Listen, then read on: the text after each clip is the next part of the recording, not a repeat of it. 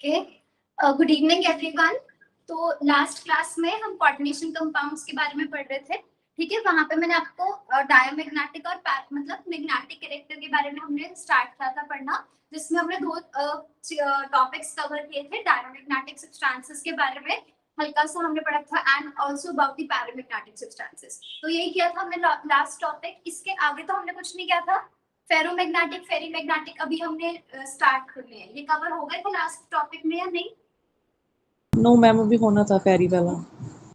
ठीक है, तो नेक्स्ट हम लिखेंगे अदर मैग्नेटिक सब्सटेंसेस। ठीक है, तो टॉपिक लिख लो अदर मैग्नेटिक सब्सटेंसेस।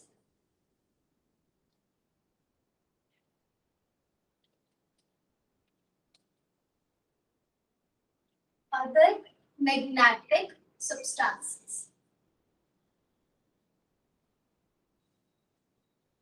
ठीक है। देखो हमारे पास क्या है, इसमें हमारे पास अदर मैग्नेटिक सब्सटेंसेस में फर्दर हमारे पास जो कि पैरामैग्नेटिक और डायमैग्नेटिक से डिफरेंट होंगे, तीन सब्सटेंसेस आते हैं। एक तो हमारे पास होता है ferromagnetic substance, second is your ferrimagnetic substance and third हमारे पास है anti ferromagnetic substances. Anti ferromagnetic substances. तो डायमैग्नेटिक सब्सटेंसेस के बारे में हमने देखा था कि जो डायमैग्नेटिक सब्सटेंसेस होते हैं they are repelled by the magnetic field. अगर हम उसे मैग्नेट के पास लेकर जाते हैं तो वहां पर रिपल्शन फेस करते हैं, whereas ferromagnetic substance they face attraction towards the magnetic field. Talking about that particular term over these complexes, ferromagnetic substances जो है एंड ये अट्रैक्ट होते हैं मैग्नेट की तरफ, ठीक है। पर जैसे paramagnetic substance they are simply attracted body use करते हैं, यहाँ हम बोलते हैं कि जो फेरोमैग्नेटिक सब्सटेंस है दे आर स्ट्रांगली अट्रैक्टेड, ठीक है, towards the magnetic, strongly attracted towards the magnetic, ठीक है ना। किसी का जॉइन एक सेकंड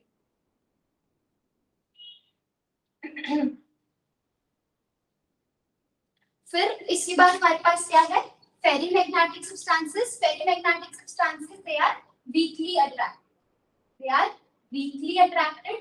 बट जो हमारे पास एंटी फेरोमैग्नेटिक सब्सटेंसेस होंगे they will be strongly repelled, ठीक है, they will be strongly repelled in the presence of external magnetic field.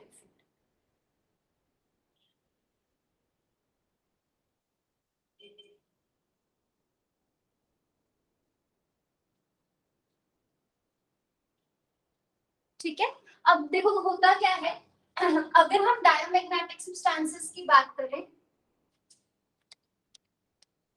ये हमारे पास क्या है, डायमैग्नेटिक सब्सटेंसेस की अगर हम बात करें, हमारे पास जैसे मान लो हमने एक एग्जांपल लेते हैं, जैसे कोई भी मेटल है, जैसे हम बोलते हैं सोडियम, पोटेशियम, रुबिडियम, ऐसे कोई भी आप आखिरी मेटल चूज कर लो। अगर हम बोल रहे हैं कि इसमें ये जो आपका मेटल है उसकी बेसिक प्रॉपर्टी क्या है कि ये डायमैग्नेटिक सब्सटेंस की तरह बिहेव करता है, तो हम इसको ऐसे लिख सकते हैं कि ये काफी सारे मेटल एटम्स प्रेजेंट होंगे हमारे पास इस तरह से।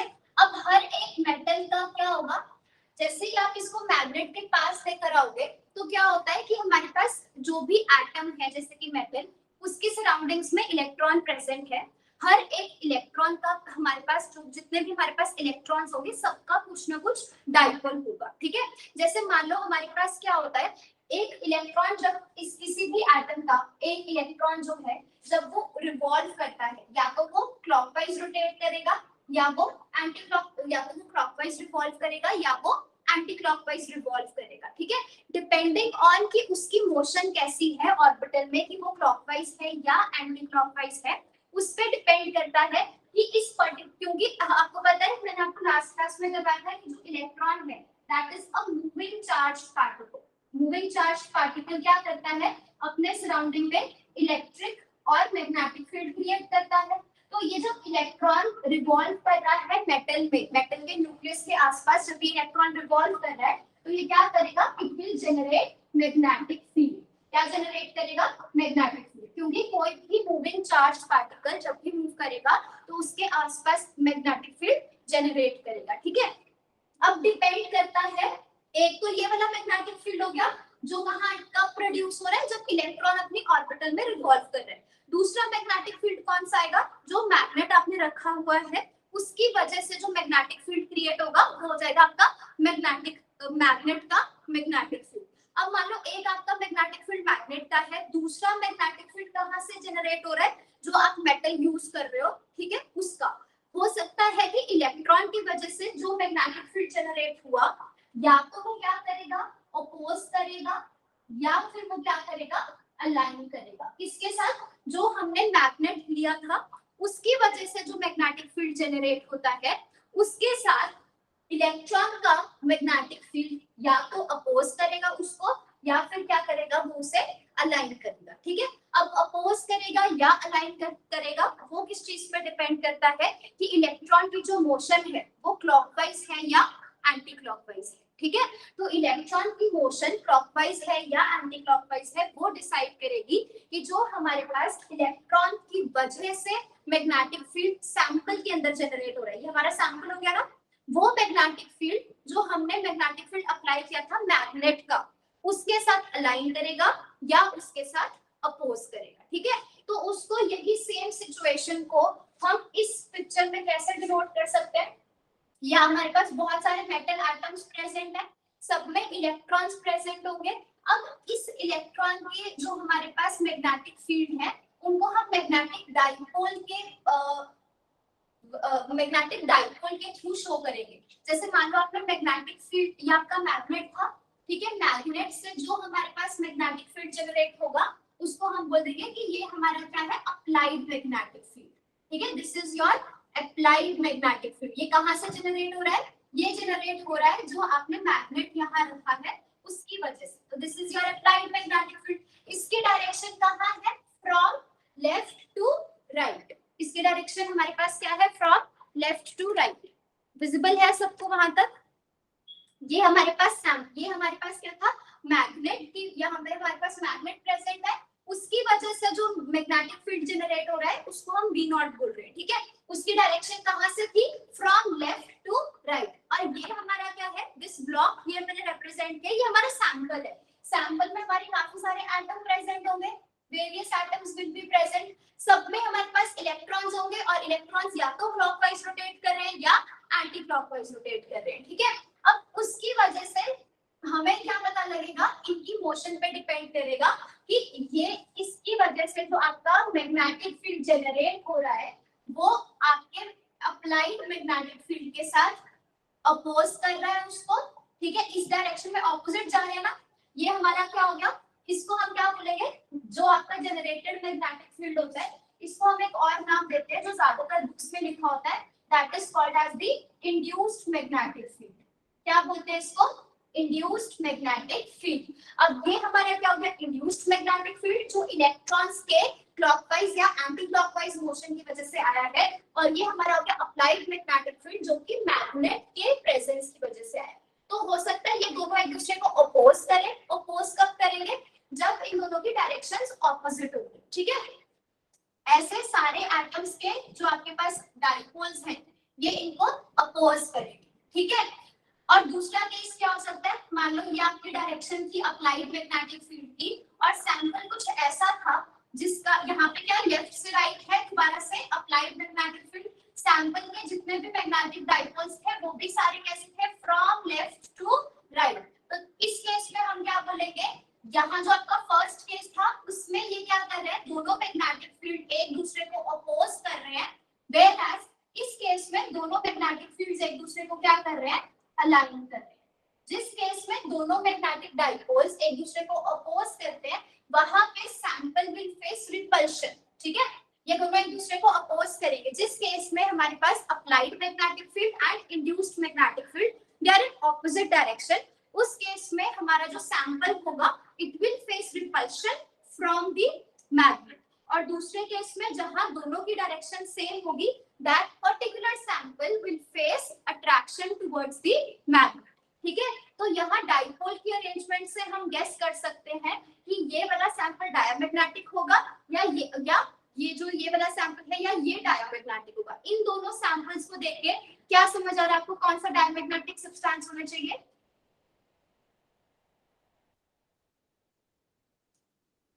जहां पे अपोज करेगा या अलाइन करेगा? अपोज करेगा मैम जहाँ। हाँ, तो जहां अपोज कर रहा है वहां पे हमारे पास क्या होगा, रिपल्शन फेस करेगा, तो ये पर्टिकुलर सब्सटेंस हमारे पास डायमैग्नेटिक हो जाएगा, ठीक है। And this particular substance will be paramagnetic. Paramagnetic substances में क्या होता है, दी मैग्नेटिक फील्ड, कौन सा, applied magnetic field, and this is the induced magnetic field, both of these they align with each other. तो जहां अलाइनमेंट हो रही है वो आपका पैरामैग्नेटिक सब्सटेंस का, जहां पे अपोज हो रहे हैं डाइपोल्स वो हमारे पास क्या हो जाएगा, that will be the diamagnetic substances। तो एक बार आप पहले ये मैं आपको क्यों बता रही हूँ, क्योंकि हमें फेरो, फेरी और एंटी फेरोमैग्नेटिक सब्सटेंसेस की जो हमारे पास डायरेक्शन है मैग्नेटिक डाइपोल्स की वो देखनी है, ठीक है। पर उसके लिए हमें पहले पता होना चाहिए कि डायमैग्नेटिक की और पैरामैग्नेटिक की डायरेक्शन कैसी होती है।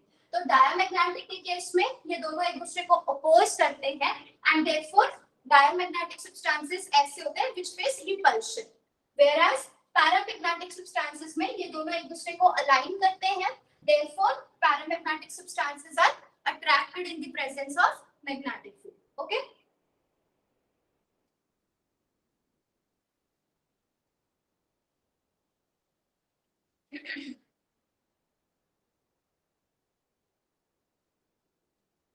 नेक्स्ट हम देखेंगे कि फेरो, फेरी और अच्छा अब ये आपने नोट कर लिया, स्ट्रांगली अट्रैक्टेड। फेरोमैग्नेटिक सब्सटेंसेस कैसे होते हैं, they are strongly attracted, ferrimagnetic are weakly attracted and anti ferromagnetic substances are repelled in the presence of magnetic, ठीक है। अब इनमें डाइपोल्स की डायरेक्शन क्या होती है, that we need to understand.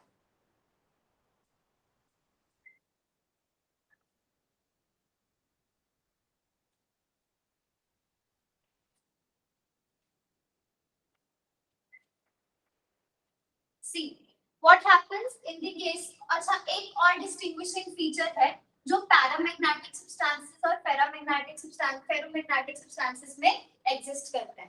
Paramagnetic substances के केस में जैसे मान लो ये आपका सैंपल था, इस सैंपल में काफी सारे एटम्स हैं और उन सभी एटम्स के मैग्नेटिक डाइपोल्स पहले कैसे होते हैं, दे आर रैंडमली अरेंज्ड, कोई भी किसी डायरेक्शन में जा रहा है, कोई भी डाइपोल आपका किसी भी रैंडम डायरेक्शन में जा रहा है इस केस में, ठीक है। पर जैसे ही आप क्या करोगे, अपनी सारे magnetic dipoles they are arranged in some random direction. As soon as you bring a magnet in the close vicinity of this particular sample, तो उस केस में हमारे पास क्या होगा, जैसे ही आप इसके पास मैग्नेट लेकर जाओगे, मान लो जैसे आपने मैग्नेट लेके आए तो उससे क्या होगा, यहाँ पे लेट्स सपोज उसकी डायरेक्शन थी फ्रॉम राइट टू लेफ्ट, जैसे ही आप मैग्नेट पास लेके आओगे ये सारे डाइपोल्स एक दूसरे के साथ क्या कर लेंगे, अरेंज कर लेंगे। और अरेंज किस तरह से करेंगे, या आप ऐसे ड्रॉ कर लो, जैसे ही आपने यहाँ पे मैग्नेटिक फील्ड अप्लाई किया तो अब सबके सब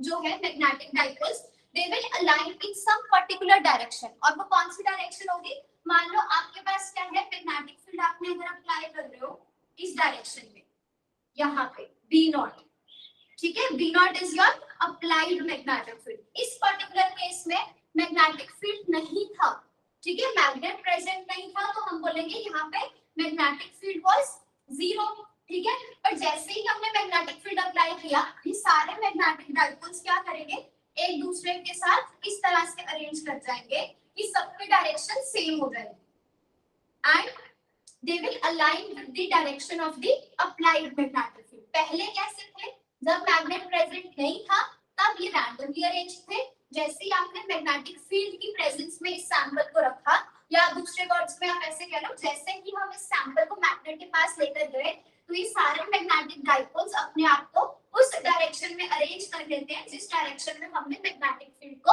अप्लाई किया है। And as soon as you will remove the magnet from here, जैसे ही आप मैग्नेट को इससे दूर लेकर जाओगे तो ये वापस से क्या हो जाएंगे, they will be again randomly arranged, ठीक है। यही रीजन है कि paramagnetic substances are attracted, not strongly attracted. On the other hand, ये वाला पॉइंट सबको समझ आ गया ना। On the other hand ferromagnetic substances के केस में क्या होगा, पहले तो वो क्या थे, रैंडमली अरेंज्ड ही होंगे, इसके भी मैग्नेटिक डाइपोल्स जब तक आप मैग्नेट पास नहीं लेकर आओगे अभी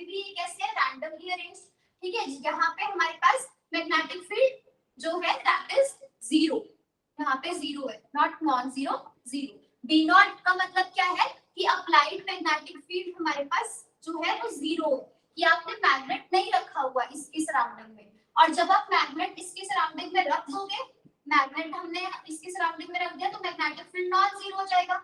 मान लो उसकी डायरेक्शन कैसे थी, फ्रॉम लेफ्ट टू राइट, तो ये क्या करेंगे, एकदम से अलाइन हो जाएंगे मैग्नेटिक फील्ड की डायरेक्शन में, और जैसे ही ये इसकी मैग्नेटिक फील्ड की डायरेक्शन में अलाइन होंगे तो हम बोलेंगे that they are strongly attracted.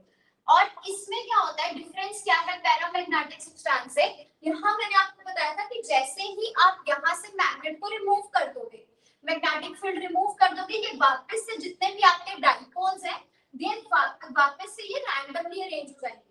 पर इस केस में अगर आप यहाँ से मैग्नेटिक फील्ड को रिमूव भी कर देते हो, मतलब सैंपल को मैग्नेट से दूर लेकर भी जाओगे, तब भी जो इसके डाइपोल्स हैं वो काफी देर तक इसी डायरेक्शन में रहेंगे, that is from left to right, and this will not get randomly arranged as before. ठीक है, दैट इज द रीजन कि ये क्या होता है, they are strongly attracted in the presence of magnetic field. तो ये बेसिक डिफरेंस है किसमें, पैरामैग्नेटिक में और फेरोमैग्नेटिक सब्सटेंसेस। ठीक है, फेरीमैग्नेटिक सब्सटेंसेस जो हमारे पास होते हैं उसमें हमने लिखा कि ये जो हमारे सब्सटेंसेस हैं दे आर वीकली अट्रैक्टेड।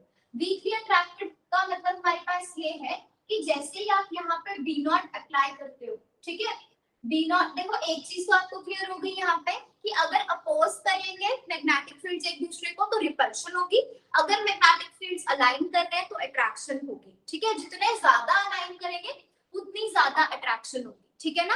अब फेरीमैग्नेटिक के केस में क्या होता है, ज्यादा अगर इसकी डायरेक्शन हमारे पास बी नॉट क्या है, it is the applied magnetic field, अगर इसकी डायरेक्शन लेफ्ट से राइट थी, ज्यादातर हमारे पास डाइपोल्स ऐसे होंगे जो अलाइन ही करेंगे। ठीक है, फ्रॉम लेफ्ट टू राइट, इस तरह से ये अलाइन करेंगे, ज्यादातर ऐसे ही होते हैं, पर कुछ डाइपोल ऐसे होंगे जो अपोज भी करेंगे, इस डायरेक्शन में आ जाएंगे। ठीक है, पर अगेन ज्यादातर दे आर अलाइन, कुछ हमारे अपोज करेंगे पर मेजॉरिटी यहाँ पे अलाइन ही करेगा, इस तरह से। तो इस तरह से कोई सिनेरियो होता है हमारे पास फेरीमैग्नेटिक सब्सटेंसेस के केस में। देखो ये हमारे क्या कर रहे हैं, these particular dipoles they are opposing each other, बाकी सारे क्या कर रहे हैं अलाइन, और ये क्या कर रहे हैं, ये क्या कर रहे हैं अपोज। तो नेट रिजल्ट क्या होगा, ज्यादा अलाइन कर रहे हैं कम अपोज कर रहे हैं, तो इसका नेट रिजल्ट होगा कि it will face attraction and not repulsion. पर अट्रैक्शन बहुत वीक होगी, क्यों, क्योंकि कुछ ना कुछ तो इसको रिपेल भी कर रहे हैं ना, इस वजह से ferrimagnetic substances they are weakly attracted. And antiferromagnetic substances के केस में हमारे पास क्या होगा, अगर हम इस सैंपल को मैग्नेटिक फील्ड की प्रेजेंस में रखते हैं, तो अगर आप मैग्नेटिक फील्ड फिर से अप्लाई किया फ्रॉम लेफ्ट टू राइट, एक हमारे कुछ जैसे 50% हमारे डाइपोल्स ऐसे होंगे जो अलाइन करेंगे, 50% डाइपोल्स ऐसे होंगे जो इनको रिपेल करेंगे, इस तरह से। ठीक है, तो उस वजह से हमारे पास सारे मैग्नेटिक डाइपोल्स एक दूसरे के डाइपोल को कैंसिल भी करेंगे, और उसका नेट रिजल्ट क्या होगा, आपको जो चीज याद रखनी है दैट इज, जो हमारे पास एंटी फेरोमैग्नेटिक सब्सटेंसेस हैं they are strongly repelled in the presence of magnetic field. ठीक है, तो हमने 5 कर लिए हैं, diamagnetic, paramagnetic, ferro, ferri and antiferro. Diamagnetic substances के केस में क्या था, अप्लाइड और इंड्यूस्ड मैग्नेटिक फील्ड एक दूसरे को अपोज करते हैं, इस वजह से the diamagnetic substances they are repelled। दूसरा केस पैरामैग्नेटिक सब्सटेंसेस का, जिसमें हमने देखा था कि पैरामैग्नेटिक सब्सटेंसेस के केस में इंड्यूस्ड मैग्नेटिक फील्ड ये वाला, ठीक है, और applied magnetic field they align with each other, जिसकी वजह से paramagnetic substances are attracted. Third, ferromagnetic के केस में हमारे पास क्या होता है, इट इज स्ट्रांगली अट्रैक्टेड।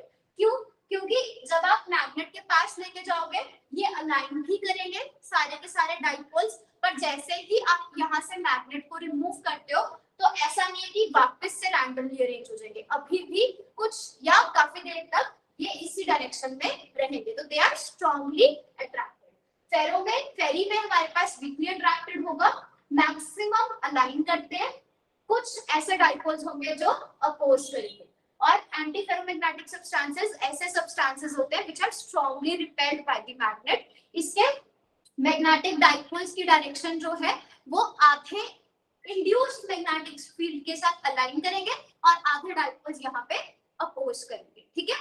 ये कुछ फैक्टर्स, ये कुछ हमारे पास पॉइंट्स हैं जिनको आपको ध्यान रखना है मैग्नेटिज्म के केस में। यहाँ पे किसी को अभी तक कोई डाउट तो नहीं है? No ma'am.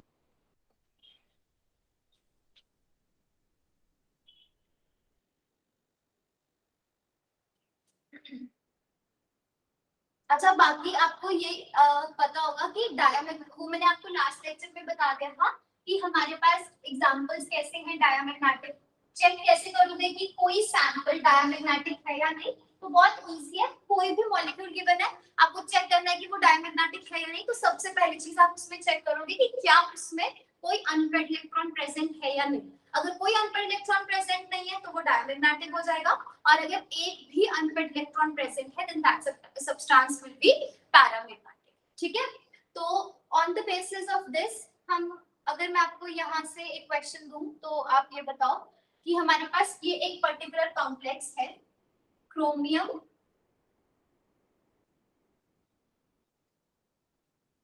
ये पर्टिकुलर सब्सटेंस पैरामैग्नेटिक होगा या डायमैग्नेटिक? तो आप इजीली बता सकते हो उस चीज को।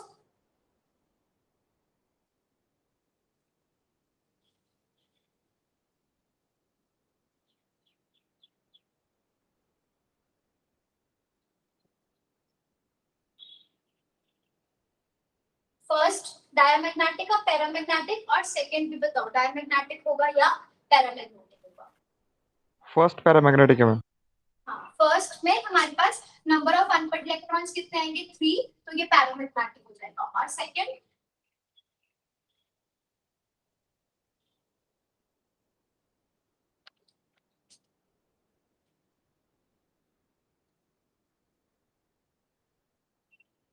डायमैग्नेटिक है मैम सेकंड। इसमें वैनेडियम की ऑक्सीडेशन स्टेट हमारे पास कितनी आएगी +5, है ना। +5 होने की वजह से इसमें कोई भी इलेक्ट्रॉन्स नहीं प्रेजेंट होंगे, तो this particular substance will be diamagnetic in nature. Okay, तो this way examples can come. Next हम डिस्कस करेंगे मैग्नेटिक ससेप्टिबिलिटी।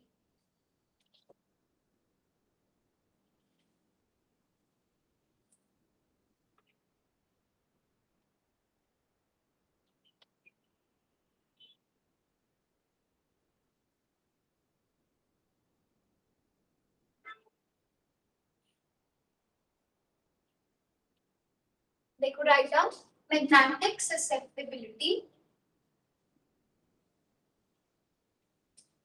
इसकी डेफिनेशन याद रखना, ठीक है। Magnetic susceptibility, it is the ratio of intensity of, it is the ratio of intensity of magnetic field lines, magnetic field lines generated in the sample, generated in the sample to the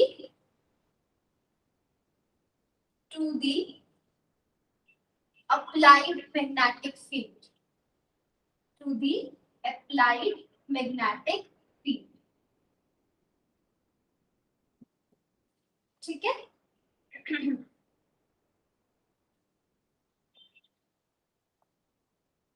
या इसको हम क्या लिख सकते हैं, to the magnetic field in vacuum. अब इसका मतलब क्या है हमारे पास, देखो क्या है कि हमें पता है जो भी मैग्नेट है, आपने लोअर क्लासेस में देखा होगा कि अगर हमारे पास कोई मैग्नेट है तो उसके सराउंडिंग में मैग्नेटिक फील्ड जनरेट होता है। और वो मैग्नेटिक फील्ड हमारे पास कैसे हो सकता है, it can be from north to south और it can be from south to north. तो इस तरह से ये हमारे पास कोई मैग्नेटिक फील्ड है और उसकी सराउंडिंग में ये हमारे पास क्या है, मैग्नेटिक फील्ड लाइंस प्रोड्यूस हो रही है, ठीक है। अब जैसे ही हम ये हमारे पास क्या है, अभी हमने कोई सैंपल नहीं रखा हुआ यहाँ पे, ठीक है। तो ये क्या हो जाएगा हमारे पास, this is your applied magnetic field, ठीक है।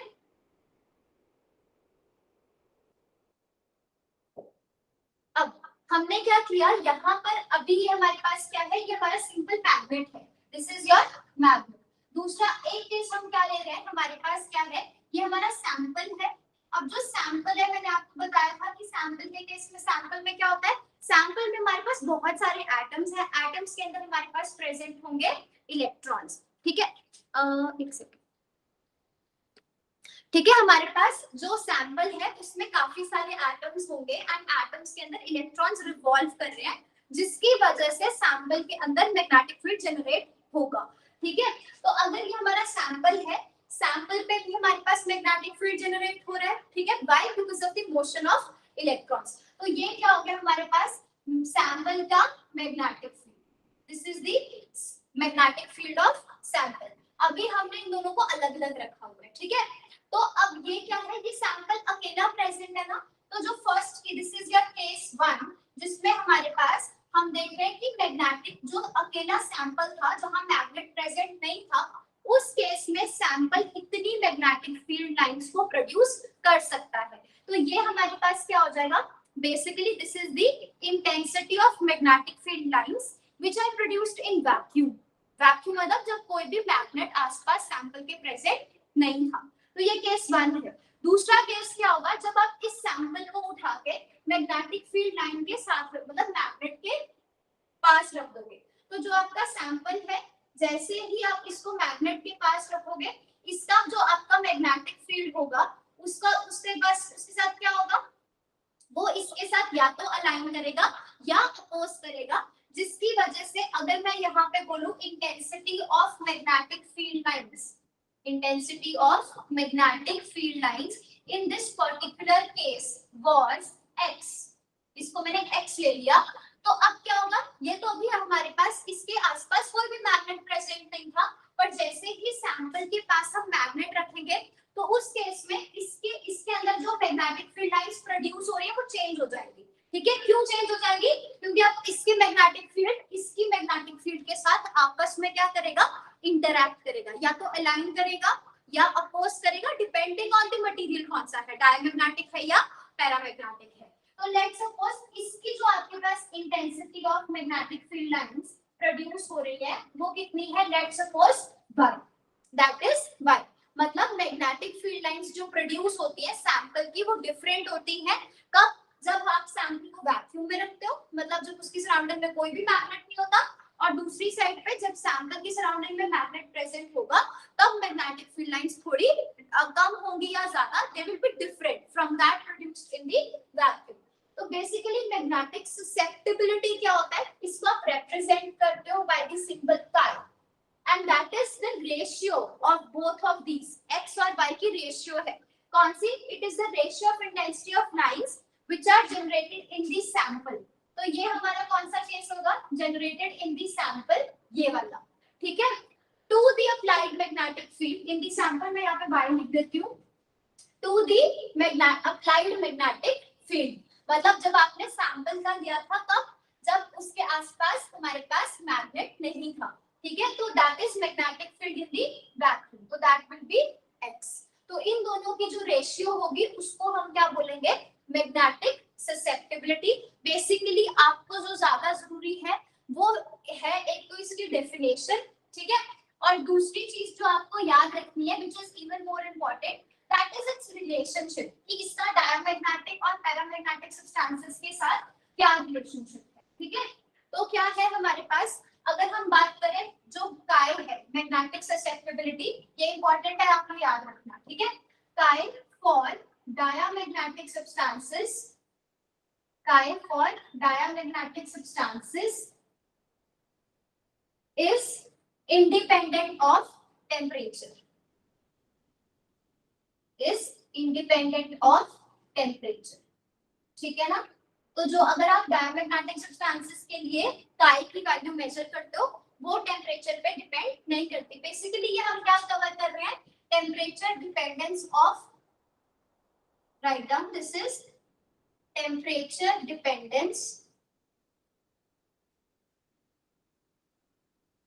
of susceptibility। susceptibility किस तरह से जो हमारे पास टेम्परेचर है उस पर डिपेंड करती है। तो अगर आप डायमैग्नेटिक सब्सटेंसेस की बात करते हो तो उस केस में जो हमारी मैग्नेटिक ससेप्टिबिलिटी है that is independent of temperature, whereas chi for कभी कभी क्या होता है ऐसे लिखा होगा chi और उसके नीचे p दिया होगा, तो आप p देख के समझ जाना कि ये किसकी बात कर रहा है, magnetic susceptibility of a paramagnetic substance. ठीक है, तो ये हमारे पास क्या हो जाएगी, magnetic susceptibility for paramagnetic substance that is inversely proportional to temperature. ठीक है, तो ये हमारे पास क्या हो जाएगा, inversely proportional to temperature. chi p is inversely proportional to temperature। ठीक है, और ये प्रोपोर्शनैलिटी का साइन हटाने के लिए हम क्या यूज करते हैं, chi p is equal to some constant divided by temperature, और इस कांस्टेंट को क्या बोलते हैं, Curie's constant। ठीक है, this c, this is a constant which is called as Curie's constant।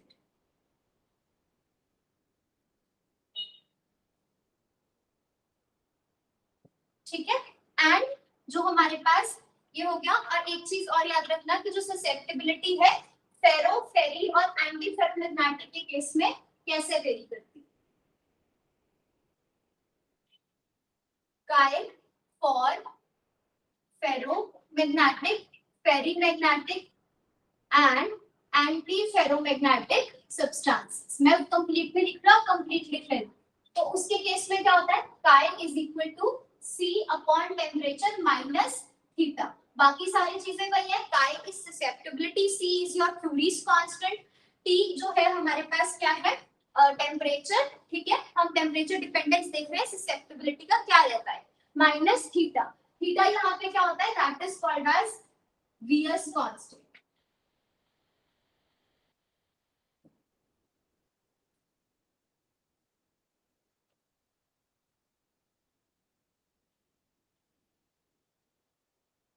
ठीक है, and write down the value of theta that is positive, किसके लिए, फेरो और फेरीमैग्नेटिक सब्सटेंसेस के लिए, पर थीटा की वैल्यू नेगेटिव आती है फॉर एंटी फेरोमैग्नेटिक सब्सटेंसेस। तो वैसे तो देखो इसके बेसिस पे कभी भी कोई न्यूमेरिकल नहीं पूछा जाता है, सीधा फॉर्मूला पूछा जाता है कि कैसे जो है ससेप्टिबिलिटी वेरी करती है टेम्परेचर के साथ, दैट्स इट।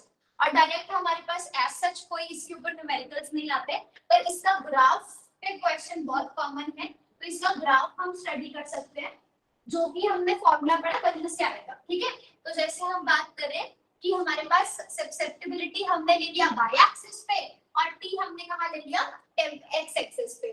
तो अगर मैं डायमैग्नेटिक सब्सटेंसेस की बात करूं, उसके लिए जो ससेप्टिबिलिटी की वैल्यू है that is independent of temperature, तो ये कर्व किसका हो जाएगा, magnetic susceptibility for a diamagnetic substance. फिर देखो जैसे जैसे आप टेंपरेचर को बढ़ा रहे हो, क्या ससेप्टिबिलिटी की वैल्यू में कोई चेंज आ रहा है, नहीं, वो कैसे है, कांस्टेंट है। तो ये हमारा डायमैग्नेटिक सब्सटेंस हो गया। पैरामैग्नेटिक सब्सटेंसेस के केस में हमारे पास क्या होता है, इनवर्सली प्रोपोर्शनल। तो जैसे जैसे आप टेंपरेचर बढ़ाओगे वैसे वैसे ससेप्टिबिलिटी की वैल्यू कम होती जाएगी। तो ये हमारे पास क्या हो गया, chi for a paramagnetic substance, this is for a diamagnetic substance। ठीक है, and this is for the paramagnetic substance. अब जो हमारे पास है एंटी फेरोमैग्नेटिक सब्सटेंसेस, उनके केस में क्या होता है, देखो जैसे मान लो ये हमारा कुछ एक पॉइंट है, दिस वन, इस पॉइंट से जब ये हमारा एक पॉइंट है, मान लो ये कौन सा पॉइंट है, जब आपका टेम्परेचर T केल्विन था, the temperature was T kelvin. इस टेम्परेचर से अगर आपका टेम्परेचर ज्यादा होगा तो जो हमारे पास एंटी फेरोमैग्नेटिक सब्सटेंस है वो कैसे बिहेव करेगा, बिल्कुल जैसे कि एक पैरामैग्नेटिक सब्सटेंस बिहेव करता है। तो मान लो ये वाला जो आपका कर्व था that is for susceptibility of a anti ferromagnetic substance. तो आप देखो यहाँ पे जैसे chi for a paramagnetic substance very करता है विद रिस्पेक्ट टू टेम्परेचर, बिल्कुल वैसे ही chi for a anti ferromagnetic substance भी वेरी कर रहा है विद रिस्पेक्ट टू टेम्परेचर। दोनों के केस में हमारे पास chi इनवर्सली प्रोपोर्शनल ही है इसके टेम्परेचर पे, पर इस टेम्परेचर से अगर आप टेम्परेचर कम करते हो तब ये ऐसे कर्व नहीं जाएगा इसका। ठीक है, जैसे पैरा का तो ऊपर चला जाता है ना, इनवर्सली प्रोपोर्शनल है, पर इसका क्या होता है इस तरह से। ठीक है, मतलब इस टेम्परेचर से अगर टेम्परेचर ज्यादा होगा तो जो हमारा एंटी फेरोमैग्नेटिक सब्सटेंस है ये वाला, वो बिल्कुल पैरामैग्नेटिक सब्सटेंस की तरह ही बिहेव करेगा। पर अगर इससे टेम्परेचर कम है तो ये it will not behave as a paramagnetic substance, now it will behave as a anti ferromagnetic substance. ठीक है, फिर इस टेम्परेचर को हम क्या बोलते हैं, यहाँ पे मैं लिख रही हूँ Tn। This particular temperature is called as Neel's temperature. तो अगर आपसे पूछा जाए व्हाट इज नील्स टेम्परेचर, तो आप क्या बोलोगे, नील टेम्परेचर वो टेम्परेचर है जिससे कि अगर हम ज्यादा रखते हैं टेम्परेचर, इससे ज्यादा की वैल्यू अगर आप टेम्परेचर की लोगे, तब एंटी फेरोमैग्नेटिक सब्सटेंस बिल्कुल पैरामैग्नेटिक सब्सटेंस की तरह ही बिहेव करेगा। पर इससे कम के टेम्परेचर लोगे तब वो कैसे बिहेव करता है, as anti ferromagnetic substance. Okay, तो ये आप लिख लेना, write down what is Neel's temperature.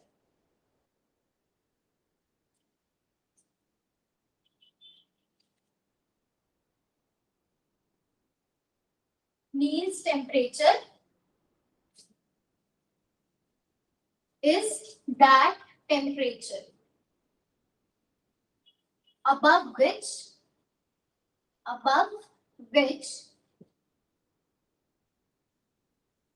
a paramagnetic substance, above which a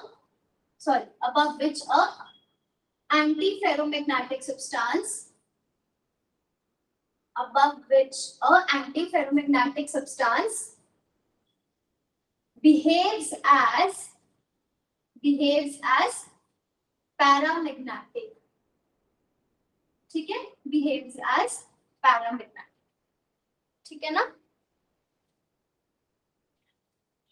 और लास्ट हमारे पास बचता है फेरो एंड फेरीमैग्नेटिक सब्सटेंसेस। उनके लिए हमारे पास कुछ इस तरह का कर्व होता है। यहाँ पे भी मान लो हमारे पास कोई एक पर्टिकुलर टेम्परेचर होगा, जैसे मान लो हमने ये पॉइंट ले लिया, इससे टेम्परेचर ज्यादा रखोगे तो ये ऐसा सा कर्व आएगा फेरो और फेरीमैग्नेटिक सब्सटेंसेस के लिए। ठीक है, आप मिक्स मत कर देना, ठीक है, ध्यान से लिखना। ये वाला कर्व कौन सा था, यहाँ पे ये हमारा पैरामैग्नेटिक सब्सटेंसेस के लिए था, this one was for diamagnetic substances. ये हमारा कर्व क्या, दिस इज फर्स्ट कर्व। ठीक है, second one is for paramagnetic substances, या आप इसको थर्ड करो। ठीक है, थर्ड है ना ये फर्स्ट हो गया। सेकंड ये वाला कर्व कौन सा था, this is for anti ferromagnetic, second one is for anti ferromagnetic. Okay, and then this is your fourth curve, this will be for ferromagnetic substance and this is for perimagnetic substance। इनका same सा होता है। ठीक है, fourth and fifth, बस यहाँ पे क्या होता है, क्यूरीज टेम्परेचर। ठीक है, देखो इस टेम्परेचर से इसको हम क्या बोलेंगे, this is called as Curie's temperature. इस टेम्परेचर से अगर आप टेम्परेचर ज्यादा रखते हो तो सब्सटेंस कैसे बिहेव करता है, एज फेरो या एज फेरिक, है ना।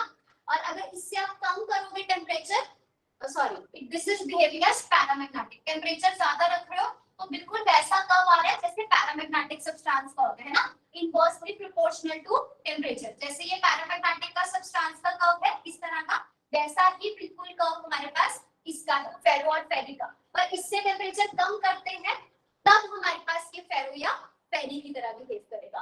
तो आप ये भी लिखो कि हमारे पास क्यूरीज टेम्परेचर क्या है, curies temperature is that temperature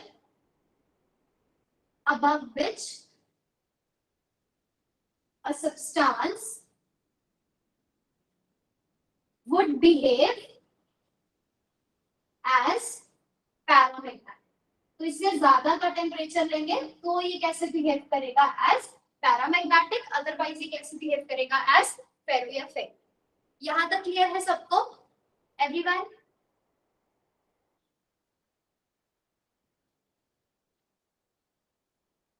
curies temperature और नील्स टेम्परेचर सबको क्लियर हो गया? यहीं तक हमने मैग्नेटिज्म करना है, अब आगे हम नेक्स्ट टॉपिक स्टार्ट करेंगे। यहाँ तक किसी को डाउट है तो आप पूछ लो भी। नील्स और क्यूरीज टेम्परेचर सबको समझ आ गया?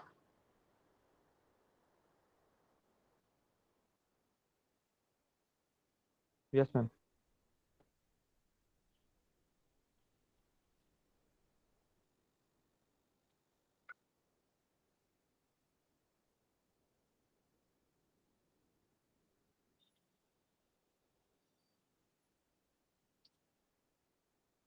अच्छा, एक मुझे ये चीज बताओ, मेरे माइंड में नहीं आ रहा है, हमने ये टॉपिक कर लिया था कि आपके पास, मैंने आपको बताया था जो हमारे पास म्यू स्पिन वैल्यू होती है that is equal to under root of 4s s plus 1, है ना।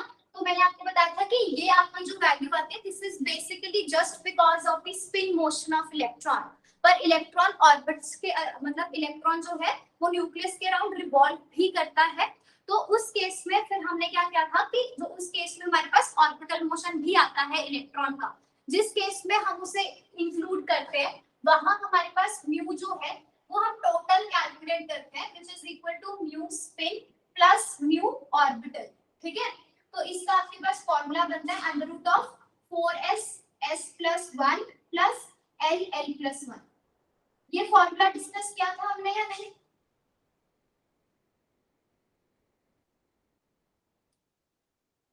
राहुल, याद है आपको? करुणा, Priyanka? No ma'am, this has not been discussed. ठीक है, तो अभी ये इम्पोर्टेंट है, ठीक है, हम ये डिस्कस करेंगे। लिखो नेक्स्ट टॉपिक, मैग्नेटिक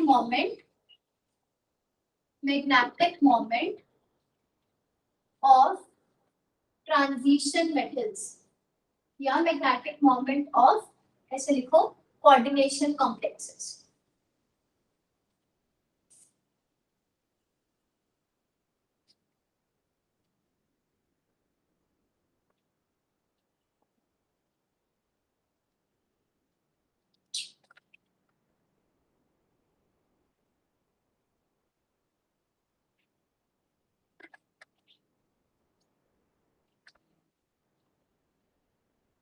इसमें हम दो पार्ट्स में पढ़ेंगे, ठीक है। एक तो यहाँ पे लिखो कोऑर्डिनेशन कॉम्प्लेक्सेस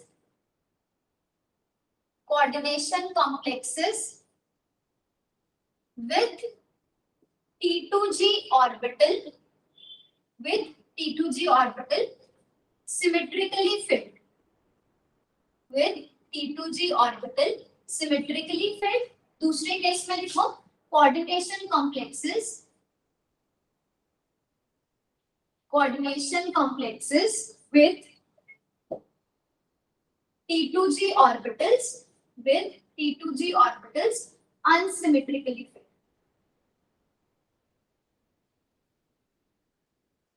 ठीक है।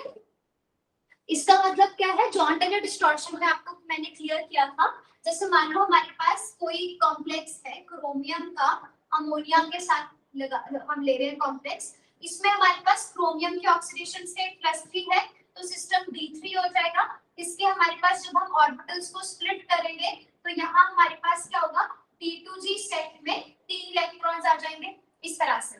तो हम कह सकते हैं कि इस केस में T2G ऑर्बिटल्स कैसे हैं, they are symmetrically filled, whereas अगर हम मान लो ये कॉम्प्लेक्स ले रहे हैं, वनेडियम का कॉम्प्लेक्स है 2+ ऑक्सीडेशन स्टेट में, वनेडियम की इलेक्ट्रॉनिक कॉन्फ़िगरेशन क्या होती है, नहीं ये आपका लगा लो 3+ में, ठीक है।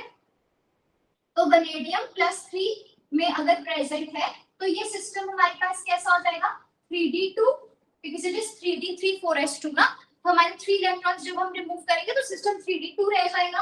अब d के अंदर 2 इलेक्ट्रॉन्स अगर प्रेजेंट है और हम इसकी स्प्लिटिंग करते हैं अगर d ऑर्बिटल्स की, तो जो लोअर सेट है which is the T2G set, उसमें हमारे पास सिर्फ 2 ही इलेक्ट्रॉन्स आएंगे, ठीक है ना। उसमें कितने इलेक्ट्रॉन्स आएंगे हमारे पास, 2 इलेक्ट्रॉन्स। तो यहाँ हमारे पास 3 ऑर्बिटल्स थे, तीनों के अंदर एक इलेक्ट्रॉन प्रेजेंट था, तो हम बोलेंगे कि यहाँ इस केस में T2G set is symmetrically field. But इस केस में हमारे पास क्या हो रहा है, ऑर्बिटल्स 3 है पर इसमें सिर्फ 2 इलेक्ट्रॉन्स प्रेजेंट है, तो इस वजह से हम बोलेंगे कि यहाँ पे T2G set is unsymmetrically field. तो होता क्या है, जहाँ पे T2G सेट सिमेट्रिकली फिल्ड है वहां पे हम बोलेंगे कि there is, write down, there is quenching of orbital motion. इसका मतलब पता है क्वेंचिंग का, there is quenching of orbital motion.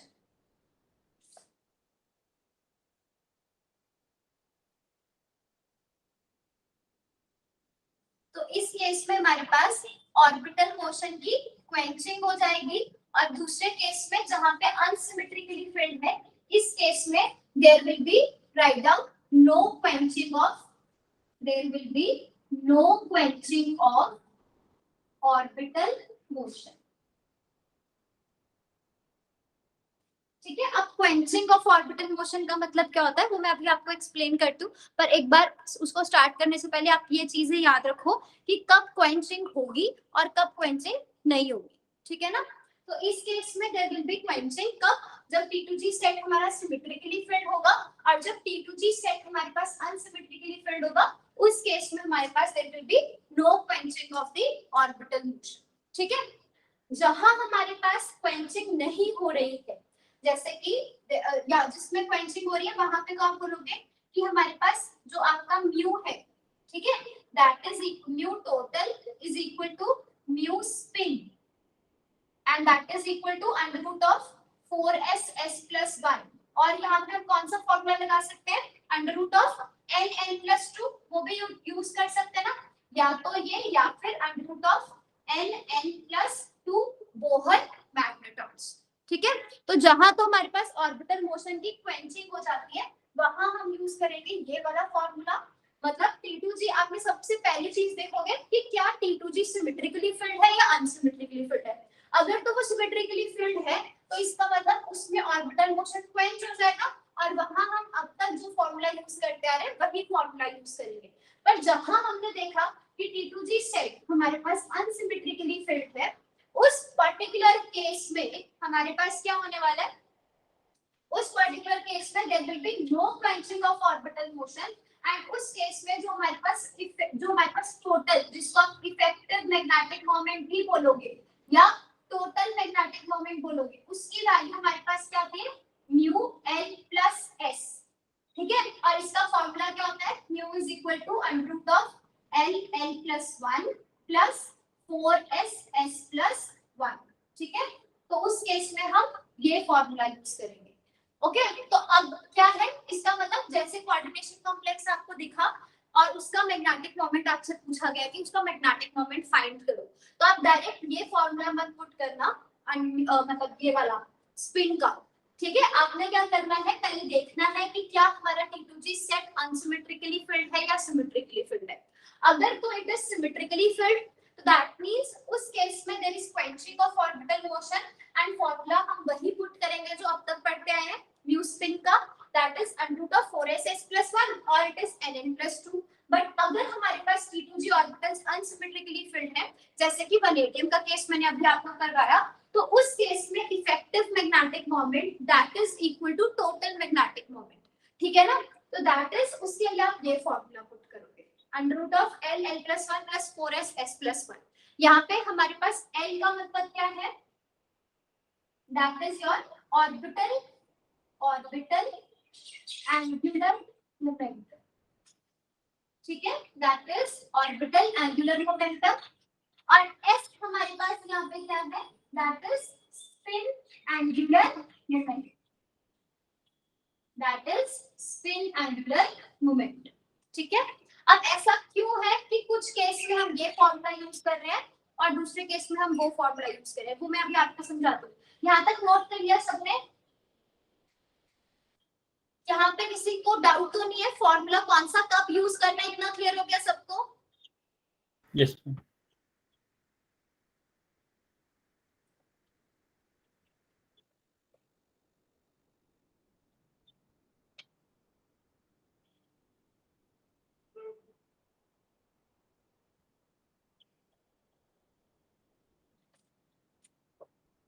See what happens is, जो हमारा मैग्नेटिक मोमेंट है वो आता है इलेक्ट्रॉन के मूव करने से। ये शायद मैंने आपको पहले भी बताया था, इलेक्ट्रॉन की मोशन से मैग्नेटिक मोमेंट अराइज करता है।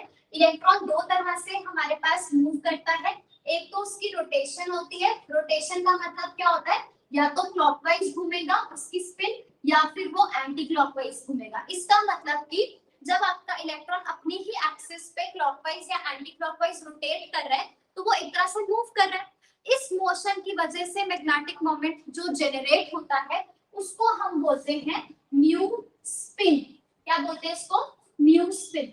ठीक है, दूसरा, इलेक्ट्रॉन सिर्फ अपनी ही एक्सिस पे रोटेट या रिवॉल्व नहीं करता, वो रोटेट नहीं करता, वो रिवॉल्व भी करता है। किसके सराउंडिंग्स में, न्यूक्लियस के सराउंडिंग में इट रिवॉल्व्स। तो उस वजह से revolution of electron around the nucleus, इसकी वजह से जो हमारे पास मैग्नेटिक मोमेंट जनरेट होता है, रोटेशन का मतलब s दैट इज स्पिन, और रेवोल्यूशन का मतलब, उसका मतलब क्या होगा, ऑर्बिटल पे जब वो रिवॉल्व करे, तो उसकी वजह से जो एंगुलर मोमेंटम जनरेट होगा उसको हम बोलेंगे ऑर्बिटल एंगुलर मोमेंटम, ठीक है। तो that is called as mu L, basically mu L, ठीक है। अब होता क्या है, इलेक्ट्रॉन तो दोनों चीजें करता है ना, इलेक्ट्रॉन क्या करता है, अपनी स्पिन एक्सिस पे रोटेट भी करता है और ऑर्बिटल पे रिवॉल्व भी करता है। तो इसकी वजह से जो आपका टोटल मैग्नेटिक मोमेंट आएगा वो किसकी वजह से होगा, total magnetic moment that will be equal to spin motion of electrons है जो आपके पास मैग्नेटिक मोमेंट आ रहा है वो भी, plus orbital motion of electron की वजह से जो मैग्नेटिक मोमेंट आ रहा है वो भी ऐड होना चाहिए। तो टोटल मैग्नेटिक मोमेंट हमारे पास हमेशा स्पिन प्लस इसका होना चाहिए, ठीक है, ऑर्बिटल एंगुलर मोमेंटम। तो हम ऐसे लिखते हैं कि जो हमारे पास म्यू टोटल है that is equal to mu L plus S, that is equal to mu L plus S, और उसका फॉर्मूला होता है under root of L L plus 1 plus 4x s plus 1, इस तरह। पर कुछ के ये हमारे पास उन कॉम्प्लेक्सेस के लिए रहता है जहां पे हमारे पास T2G ऑर्बिटल्स अनसिमेट्रिकली फिल्ड है, वहां क्वेंचिंग नहीं होगी। पर जहां जिस केस में हमारे पास T2G ऑर्बिटल सिमेट्रिकली फिल्ड हो जाते हैं उस केस में ऐसा तो नहीं ना इलेक्ट्रॉन ऑर्बिट्स में रोटेट नहीं, रिवॉल्व नहीं कर रहा, उन केसेस में भी इलेक्ट्रॉन यहाँ पे न्यूक्लियस के अराउंड अभी भी रिवॉल्व करेगा।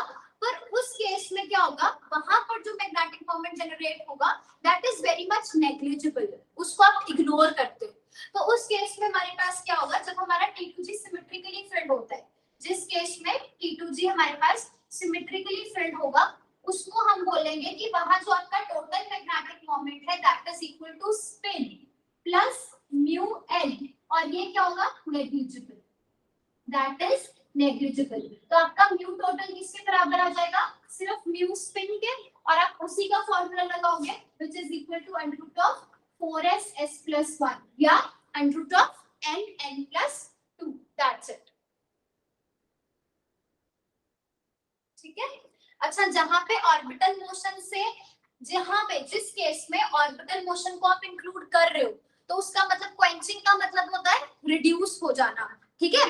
तो जहां पे तो ऑर्बिटल मोशन को आप क्या कह रहे हैं, सिग्निफिकेंट लेके चल रहे हो, उसकी कंट्रीब्यूशन को आप इंक्लूड कर रहे हो, वहां तो देयर इज नो क्वेंचिंग, है ना।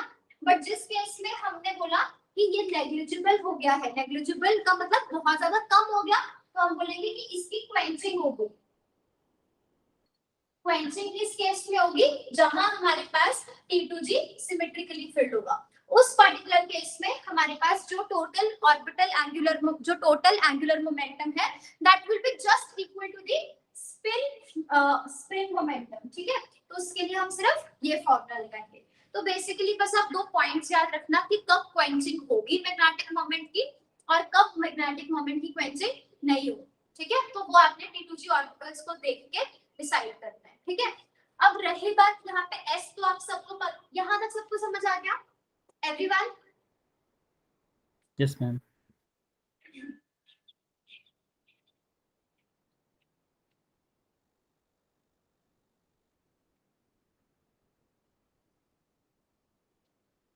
अब ना इस फॉर्मूला को यूज कैसे करना है, S को आप सबको पता है कैसे कैलकुलेट करते हैं, N मैं आपको बता देती हूँ। जैसे वनेडियम का कॉम्प्लेक्स मैंने दिया था अभी यहाँ पे 3+, तो इसका मतलब वनेडियम +3 ऑक्सीडेशन स्टेट में प्रेजेंट है, it will be a D2 system, and in the case of D2 system the 2 electrons will be present in T2G shell। तो यहाँ पे L की वैल्यू वैसे हमने टर्म सिंबल्स में देखा था कैसे फाइंड करते हैं, इसकी वैल्यू कितनी होती है, +2 +1 0 -1 -2। तो L हमारे पास क्या है, that is summation of magnetic quantum numbers, तो that is equal to +2 +1 and that is equal to 3। तो L वैल्यू आपके पास इस केस में कितनी आ जाएगी, 3, और स्पिन हमारे पास क्या है, spin is 1/2 + 1/2 which is equal to 1। S की वैल्यू भी आ गई, L की वैल्यू भी आ गई, बस आप यहाँ पे फॉर्मूला पुट कर दो under root of L L + 1 + S S + 1। तो इस फॉर्मूला से आप इसका टोटल मैग्नेटिक मोमेंट कितना होगा that you can find. Okay, अब एग्जाम में कभी कभी क्वेश्चन ऐसे आता है कि ऐसा क्यों होता है कि कुछ केसेस में हमारा टोटल मैग्नेटिक मोमेंट का जो आंसर है वो स्पिन के बराबर नहीं आता। तो उसका रीजन क्या है? क्योंकि उसमें ऑर्बिटल कंट्रीब्यूशन को हम इंक्लूड करके चलते हैं, ठीक है ना। तो यहाँ ऑर्बिटल मोशन को हम इंक्लूड करके चल रहे हैं, इस वजह से हमारे पास क्या होगा, जितना हम एक्सपेक्ट करते हैं। अगर मैं ये फॉर्मूला लगाऊंगी कि mu is equal to under root of 4s plus 1, है ना, तो उससे तो मेरे पास आंसर सिर्फ इतना सा आ जाएगा, यहाँ पे 4, ठीक है। उससे 4 इंटू 1 प्लस 1, तो उससे हमारे पास आंसर कितना आएगा, that will be under root of 8, है ना। और यहाँ से पुट करके देखो आंसर कितना आ रहा है, that is equal to under root of 3 plus 1 plus 4 into 2, ठीक है। तो यहाँ पे कितना हो जाएगा, 12 प्लस 8, तो ये हमारे पास आ जाएगा अंडर रूट 20, है ना। तो दोनों आंसर सेम ही हो रहे हैं ना। तो ऐसे क्वेश्चन आ सकता है कि क्यों ऐसा होता है कि कुछ केसेस में जो आपके पास टोटल मैग्नेटिक मोमेंट है वो ज्यादा होता है as compare to the spin magnetic moment. वो इस वजह से क्योंकि टोटल में हम अब ऑर्बिटल मोशन की भी वैल्यू को इंक्लूड करके चल रहे हैं, ठीक है।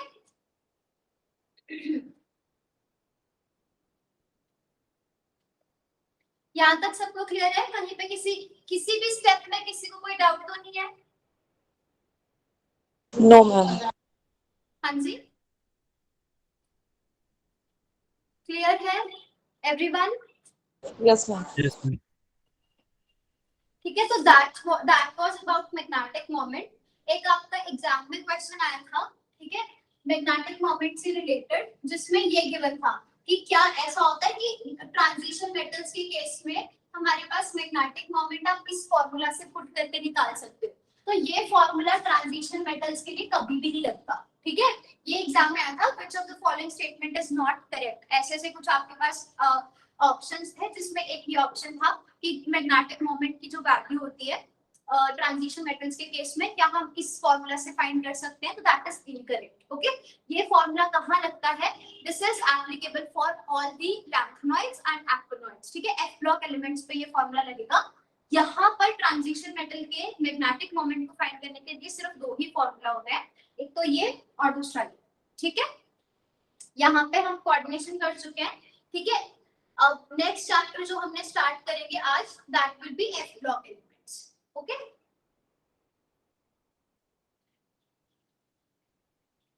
कोऑर्डिनेशन कंपाउंड्स में ऐसा नहीं है कि मतलब हमने सारे टॉपिक्स फिनिश किए हैं, I will be very clear with you. इसके बाद सब्स्टिट्यूशन रिएक्शंस होते हैं, वाटर एक्सचेंज रिएक्शंस होते हैं, जो एमएससी लेवल में आते हैं, ठीक है।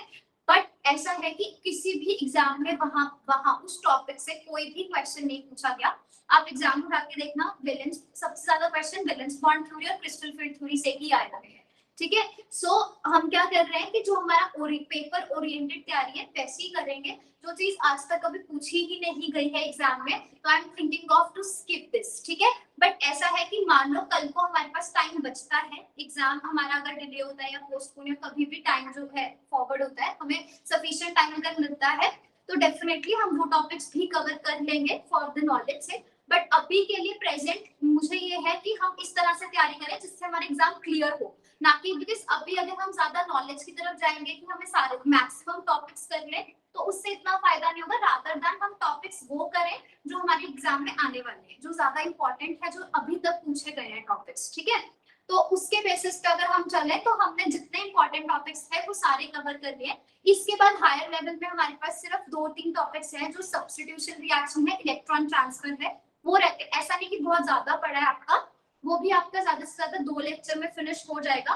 बट फर्स्ट हम ऐसे करते हैं कि जो हमारा इंपॉर्टेंट है वहीं से करते हैं। अगर मतलब जैसे ऐसा नहीं है कि मैं आपको ये बोल रही हूँ कि अभी ऐसे ही करो, अगर आपको भी से सब सहमत हो इस चीज को लेके, everybody is fine with this, then I start with F block elements. अगर आपको आगे करना है अभी कोऑर्डिनेशन, तो मैं कंटिन्यू भी करवा सकती हूँ। बट मेरी अपनी पर्सनल एडवाइस हमारे लिए ये बेटर रहेगा कि हम टॉपिक्स वो करें जो एग्जाम में आ रहे हैं। सबको कंफर्टेबल है एफ ब्लॉक एलिमेंट स्टार्ट करना या कोऑर्डिनेशन करना है? मैम एफ ब्लॉक ठीक है, ये कर लेते हैं मैम। ठीक है, एफ ड्रॉ कर लेते हैं, बट ऐसा है कि वो इतना कि हम वो भी कवर कर लेंगे ताकि कल को आगे अगर आपको कोई और एग्जाम देना है जहाँ पे वो टॉपिक्स आए तो वो भी हम कवर कर लें। ठीक है, अभी हम एफ ब्लॉक एलिमेंट स्टार्ट करते हैं। हाँ जी मैम जैसे कि इसमें कोऑर्डिनेशन में इनर स्फीयर आउटर स्फीयर में वो आया है क्वेश्चंस उसके आए हैं। फिर उसके अलावा जैसे कि वो आए हैं आइसोमेरिज्म आइसोमर्स आए हैं। हाँ, बट ऐसा है कि वहाँ पे क्वेश्चन हमारे पास कम है, तो हम ऐसे कर सकते हैं कि मैं आपको उसके नोट्स एक बार अपलोड कर देती हूँ। ठीक है, वो नोट्स आप, या तो फिर ऐसे है कि हम एक बार इनर्स जो है हमारे पास इनर स्फीयर आउटर स्फीयर वो टॉपिक्स कर लेते हैं, आइसोमेरिज्म वहां से बहुत कम आता है। ठीक है, तो मैम आपके पास कोई प्रीवियस रिकॉर्डेड अगर है तो फिर वो प्रोवाइड करवा दो। क्या मुमताज, दोबारा बताना। प्रीवियस रिकॉर्डेड वीडियोस कोई है? हाँ, वो अवेलेबल है। ठीक है, अगर आपको वो चाहिए तो मैं वो आपके लिए अपलोड कर देती हूँ, फिर वो आप, कर दो। ठीक है, अगर आपको वहां पे वैसे तो कोई डाउट्स आएंगे नहीं, काफी स्टूडेंट्स हैं ऐसे जो रिकॉर्डेड वीडियोस देखते हैं, आप वहां से वो वाला टॉपिक एक बार देख लेना। ठीक है, फिर जब आप देख लोगे सभी तो आपको जहां पे किसी जगह किसी पॉइंट पे डाउट आएगा तो वो आप मुझसे पूछ लेना। ठीक है, ठीक है ma'am. Inner sphere outer sphere mechanism explain है सारा, आइसोमेरिज्म इनफैक्ट आईयूपीएससी भी करवा दूंगी। ठीक ठीक है ना, ठीक है। चलो next write down F block elements.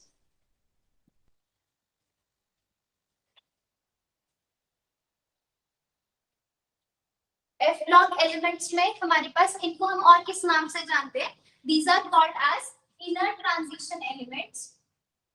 Inner transition elements, ठीक है, और इनको हम और क्या बोलते हैं, और they are called as rare earth elements. Rare earth elements. अब अगर बात की जाए इनकी पोजीशन की, तो आप सब जानते हो हमारे पास यहाँ पर इस तरह से कोई पीरियोडिक टेबल हम हमेशा देखते हैं कि इस तरह का पीरियोडिक टेबल होता है। These are your S block elements. Then on the extreme right we have the P block elements and center में हमारे पास होते हैं D block elements. D block elements में हमारे पास तीन सीरीज होती है, 3D series, 4D series and 5D series. 3D series में you have scandium, titanium, vanadium, chromium and display। ठीक है, अब इसमें स्कैंडियम के बाद आपके पास आएगा यट्रियम, देन यू हैव लैंथनियम। ठीक है, titanium, zirconium, hafnium.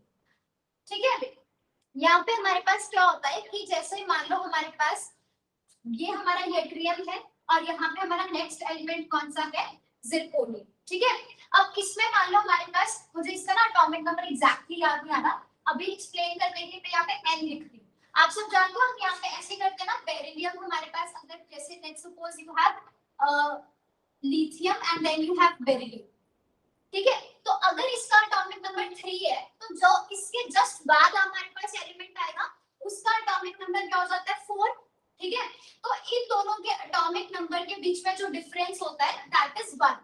That means जो लिथियम के बाद आप अगला एलिमेंट लिखोगे दैट इज बेरिलियम, उसका एटॉमिक नंबर लिथियम से एक ज्यादा ही होगा, इससे ज्यादा नहीं हो सकता, है ना। पर इस केस में हमारे पास क्या होता है, अगर हमारे पास let's suppose you have the yttrium element, अगर इसका एटॉमिक नंबर हमारे पास है n, इसका एटॉमिक नंबर कितना है n, तो हम यही एक्सपेक्ट करेंगे कि जो बिल्कुल इसके नेक्स्ट बाद का एलिमेंट है उसका एटॉमिक नंबर कितना हो जाएगा, n+1।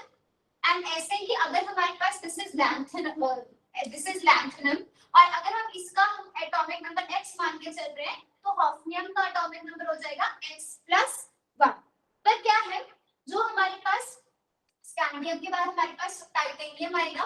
ठीक है, इसमें तो ऐसा होता है कि अगर इसका एटॉमिक नंबर 21 है तो इसका एटॉमिक नंबर 22 होगा। इसमें भी ऐसा होता है कि अगर इसका हमारे पास एटॉमिक नंबर n है तो इसका n+1 ही होगा, मतलब एक ज्यादा ही होगा। पर जो हमारे पास यहाँ पे यू हैव 5D सीरीज, उस केस में प्रॉब्लम क्या आती है कि अगर आप इसका एटॉमिक नंबर लैंथनम का, इसका 57 होता है वैसे, अगर हम इसका एटॉमिक नंबर 57 ले रहे हैं तो यहाँ हम एक्सपेक्ट करेंगे कि इसका एटॉमिक नंबर 58 आए, है ना।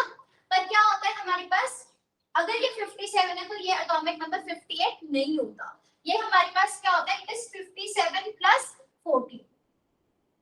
ठीक है, तो ये इसमें क्वेश्चन आता है कि अगर ये इसका एटॉमिक नंबर 58 नहीं है तो 58 एटॉमिक नंबर का जो एलिमेंट है वो कहाँ है ना?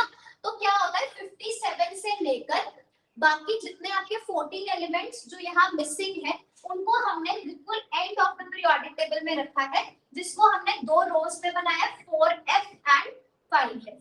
तो एटॉमिक नंबर 58, 59, 60, ठीक है, इस तरह से जो हमारे पास एलिमेंट्स हैं they are placed at the bottom of the periodic table by the name of lanthanoids, ठीक है।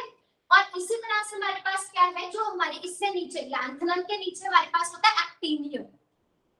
लैंथनम के नीचे हमारे पास क्या होगा, एक्टिनियम, ठीक है। इसका एटॉमिक नंबर नियर अबाउट 90 होता है। तो अगर हम यहाँ पे एक्टिनियम है तो जो हमारे पास यहाँ पे नेक्स्ट एलिमेंट होगा उसका एटॉमिक नंबर वो 91 नहीं होता, उसका भी 90 प्लस 14 रहेगा हमारे पास। तो इसके बीच के जितने भी एलिमेंट्स हैं वो मिसिंग है, 57 के बाद वाले एलिमेंट्स मिसिंग है और 90 के बाद वाले भी एलिमेंट्स मिसिंग है। उनको हमने कहाँ रखा, eight the bottom of the periodic table, okay.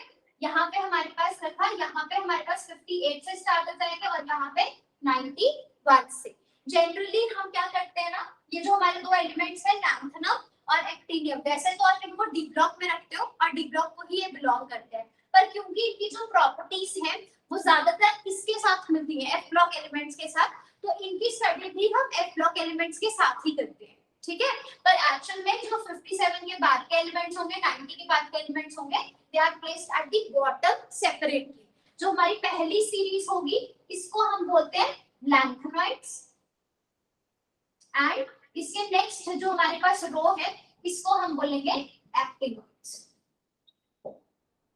And these are called as inner transition elements। Why? इनको inner transition elements इस वजह से बोला जाता है क्योंकि ये हमारे पास क्या है, हमारा ट्रांजिशन है ना, S और P के बीच में जितने एलिमेंट्स आ रहे हैं उनको हम ट्रांजिशन एलिमेंट्स बोल रहे हैं, है ना। ट्रांजिशन क्यों, क्योंकि ये एक तरह से S और P के सेंटर में आ रहे हैं और इनकी जो प्रॉपर्टीज हैं ये ट्रांजिशन क्रिएट कर रहे हैं। ट्रांजिशन का मतलब चेंज क्रिएट कर रहे हैं। अगर यहाँ मेटालिक कैरेक्टर है तो यहाँ नॉन मेटालिक कैरेक्टर ज्यादा डोमिनेंट है, तो ये इस तरफ से जाते जाते मेटालिक से नॉन मेटालिक हो रहा है कैरेक्टर, तो ये ट्रांजिशन क्रिएट कर रहे हैं एस और पी में, है ना।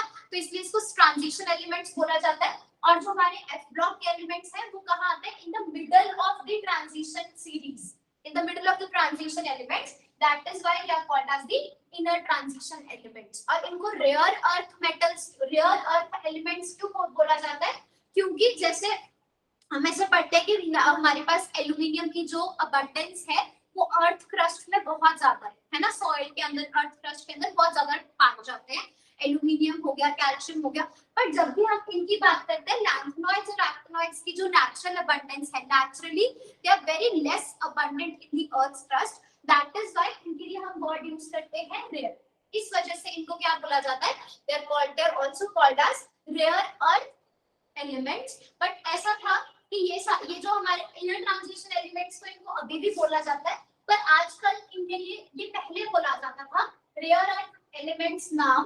कुछ बुक्स अभी भी लिखती है, पर कुछ बुक्स में ऐसा लिखा जाता है कि अब इनको रेयर अर्थ एलिमेंट्स नहीं कहा जाता। क्यों? क्योंकि पहले के टाइम पे ये बहुत कम पाए जाते थे, इनकी मतलब बहुत कम डिस्कवर्ड थे, पर आजकल बहुत सारे ऐसे नए एलिमेंट्स लैंथनॉइड्स और एक्टिनॉइड्स के मिले हैं, ठीक है, और उनकी अबंडेंस भी काफी अच्छी है, तो इनको आजकल ये नाम नहीं दिया जाता रेयर अर्थ एलिमेंट्स, ठीक है। But yes, they are yet still called as inner transition elements. हाँ, ठीक है। अब नेक्स्ट हमारे पास क्या है, यहाँ पे एक बार लिख लो, दो ब्लॉक्स बना लो, लैंथनॉइड्स और एक्टिनॉइड्स।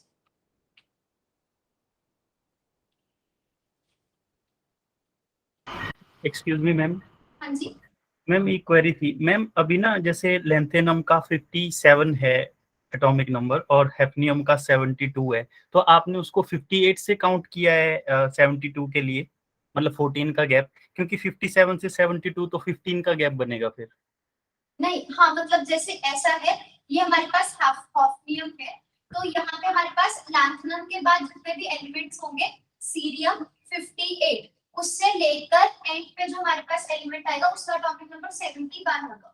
तो मतलब मैंने यहाँ पे मुझे एग्जैक्टली याद नहीं आ रहा, आपको ऐसे याद रखना है कि 50, ये मैं आपको लिखवाई देती हूँ दोबारा से, 58 से 71 इन सबको हम लैंथनॉइड्स बोलेंगे, ठीक है। और इसका 72 होगा, तो ये जो आपके टोटल एलिमेंट्स हैं ये 14 होंगे, इनको हम लैंथनॉइड्स बोलेंगे, ओके मैम। ठीक है।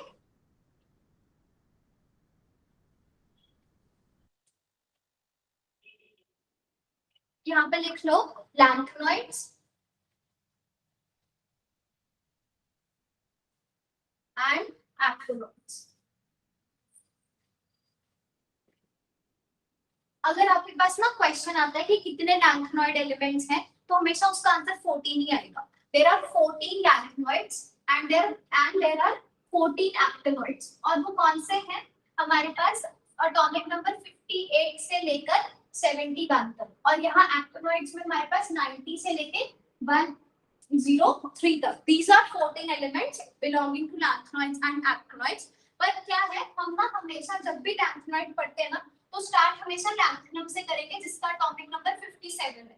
वो इस वजह से क्योंकि इसकी प्रॉपर्टीज इनके जैसी होती है। फिर जब आप लैंथनम को भी इंक्लूड कर दोगे तो फिर वो टोटल एलिमेंट्स 14 तो ये है ही है 58 से 71, तो इसको भी इंक्लूड कर लोगे तो वो 15 बन जाते हैं। पर अगर कभी ऐसे क्वेश्चन आते हैं ना कि कितने लैंथनॉइड्स हैं, तो हमेशा 14 आंसर करेक्ट हो। क्लियर हो गया? Okay ma'am.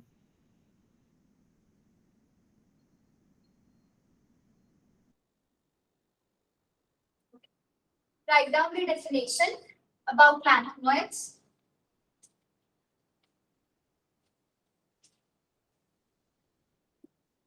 Lanthanoids are those elements in which the last electron enters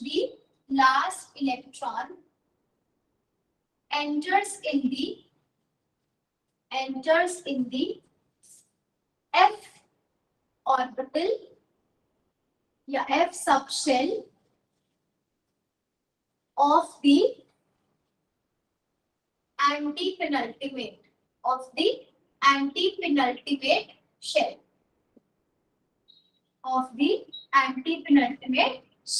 ठीक है।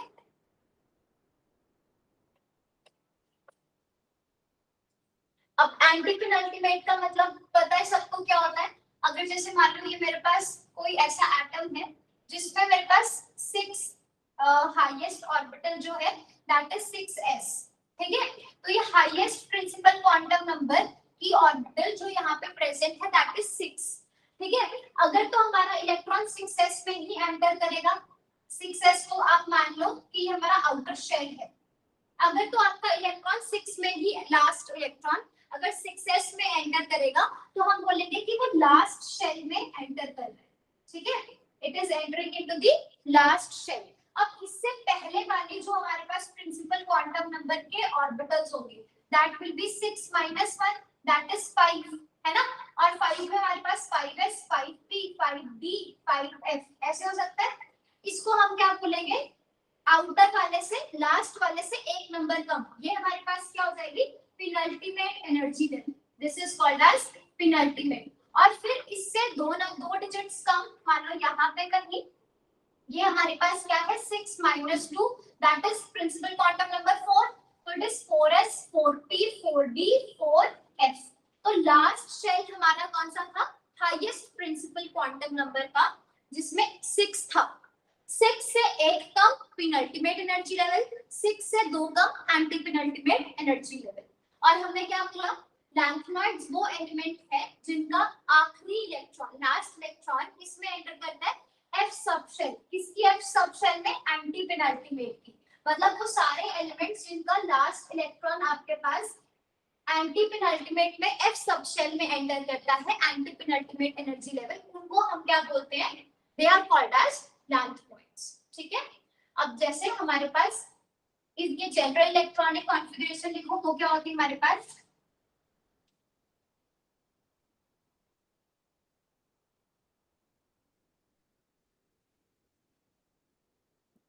क्या हो जाएगी वो हमारे पास? देखो अगर डी पे हमने डी में कितनी ऑर्बिटल्स होती हैं? डी में इस तरह से हमारे पास 5 ऑर्बिटल्स होती है ना। ऐसे एफ में हमारे पास ऑर्बिटल्स टोटल कितने होते हैं? 7। 1 2 3 4 5 6 एंड 7। तो ये मैक्सिमम कितने इलेक्ट्रॉन्स आ सकते हैं इसमें?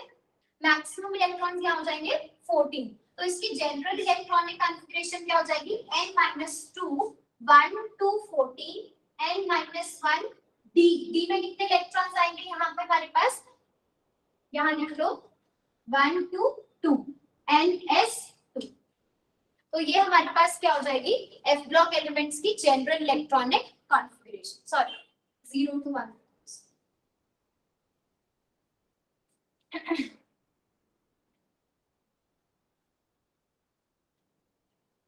ओके तो बेसिकली ये क्या हो गया हमारे पास? n मतलब आउटर, आउटर कौन से हमारे पास? 6s। तो 6s में कितने इलेक्ट्रॉन्स होंगे? वो फिक्स्ड है, 6s में हमेशा 2 इलेक्ट्रॉन्स मिलेंगे। और ये क्या हो जाएगा? n-1 that is 6 - 1 5 5d। d में कितने इलेक्ट्रॉन्स होंगे? या तो 0 या फिर 1।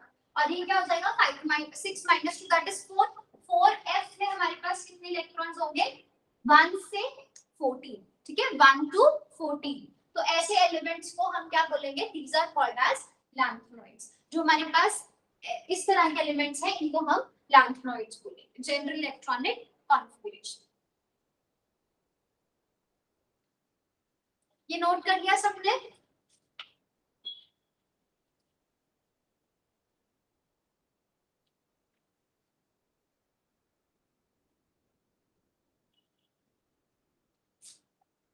अब एक कॉलम मतलब टेबल ड्रॉ करो। हमने सभी एलिमेंट्स जो हमारे पास हैं उनकी इलेक्ट्रॉनिक कॉन्फ़िगरेशन लिखनी है। ठीक है,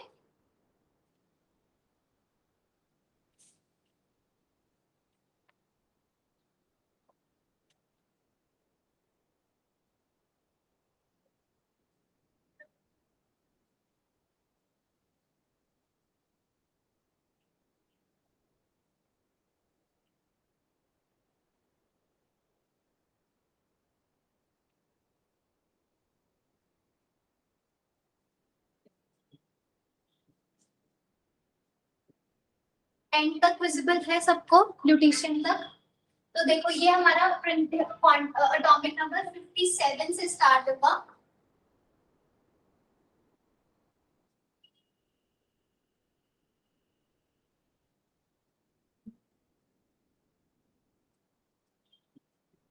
ठीक है, तो ये हमारे पास क्या हो जाएंगे?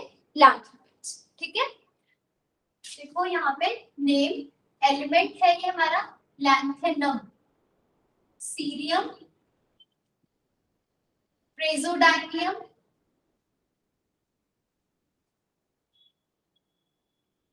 नियोडाइनियम,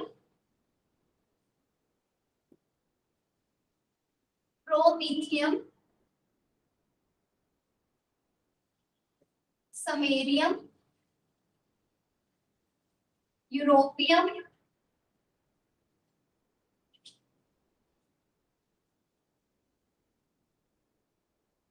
दिस इज इंपॉर्टेंट ऑल्सो। ठीक है, ये जो आपके लास्ट एलिमेंट है और जो आपका फर्स्ट एलिमेंट है और जो मिडिल वाला एलिमेंट है इसके ऊपर बहुत क्वेश्चंस आते हैं। इन एलिमेंट्स की अच्छी नॉलेज होनी चाहिए। ठीक है, गैडोलीनियम, टर्बियम, डिस्प्रोजियम, कॉल्मियम,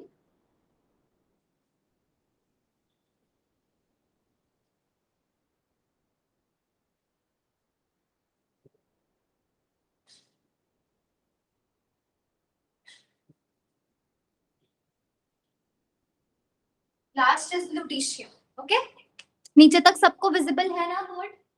तो ये हमारा कौन सा है? This is your element. Next column बनाओ इसका इलेक्ट्रॉनिक कॉन्फ़िगरेशन। ठीक है, और इलेक्ट्रॉनिक कॉन्फ़िगरेशन याद करने की मैं आपको एक ट्रिक बता दूंगी। एक्चुअली लैंथेनॉइड्स और एक्टिनॉइड्स में ज्यादा देखो जितने भी क्वेश्चन आते हैं ना मोस्टली इलेक्ट्रॉनिक कॉन्फ़िगरेशन बेस्ड होते हैं। अगर इलेक्ट्रॉनिक कॉन्फ़िगरेशंस आपको याद नहीं होंगी तो फिर लैंथेनॉइड्स के ज्यादातर क्वेश्चन सॉल्व ही नहीं होते। तो इसकी सबसे ज्यादा इंपॉर्टेंट ही इलेक्ट्रॉनिक कॉन्फ़िगरेशन रहती है हमारे पास। ठीक है,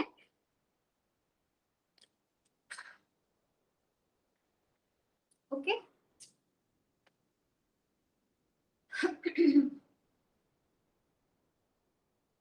देखो कैसे है हमारे पास लैंथेनम जो है उसकी इलेक्ट्रॉनिक कॉन्फ़िगरेशन आपके पास क्या रहेगी?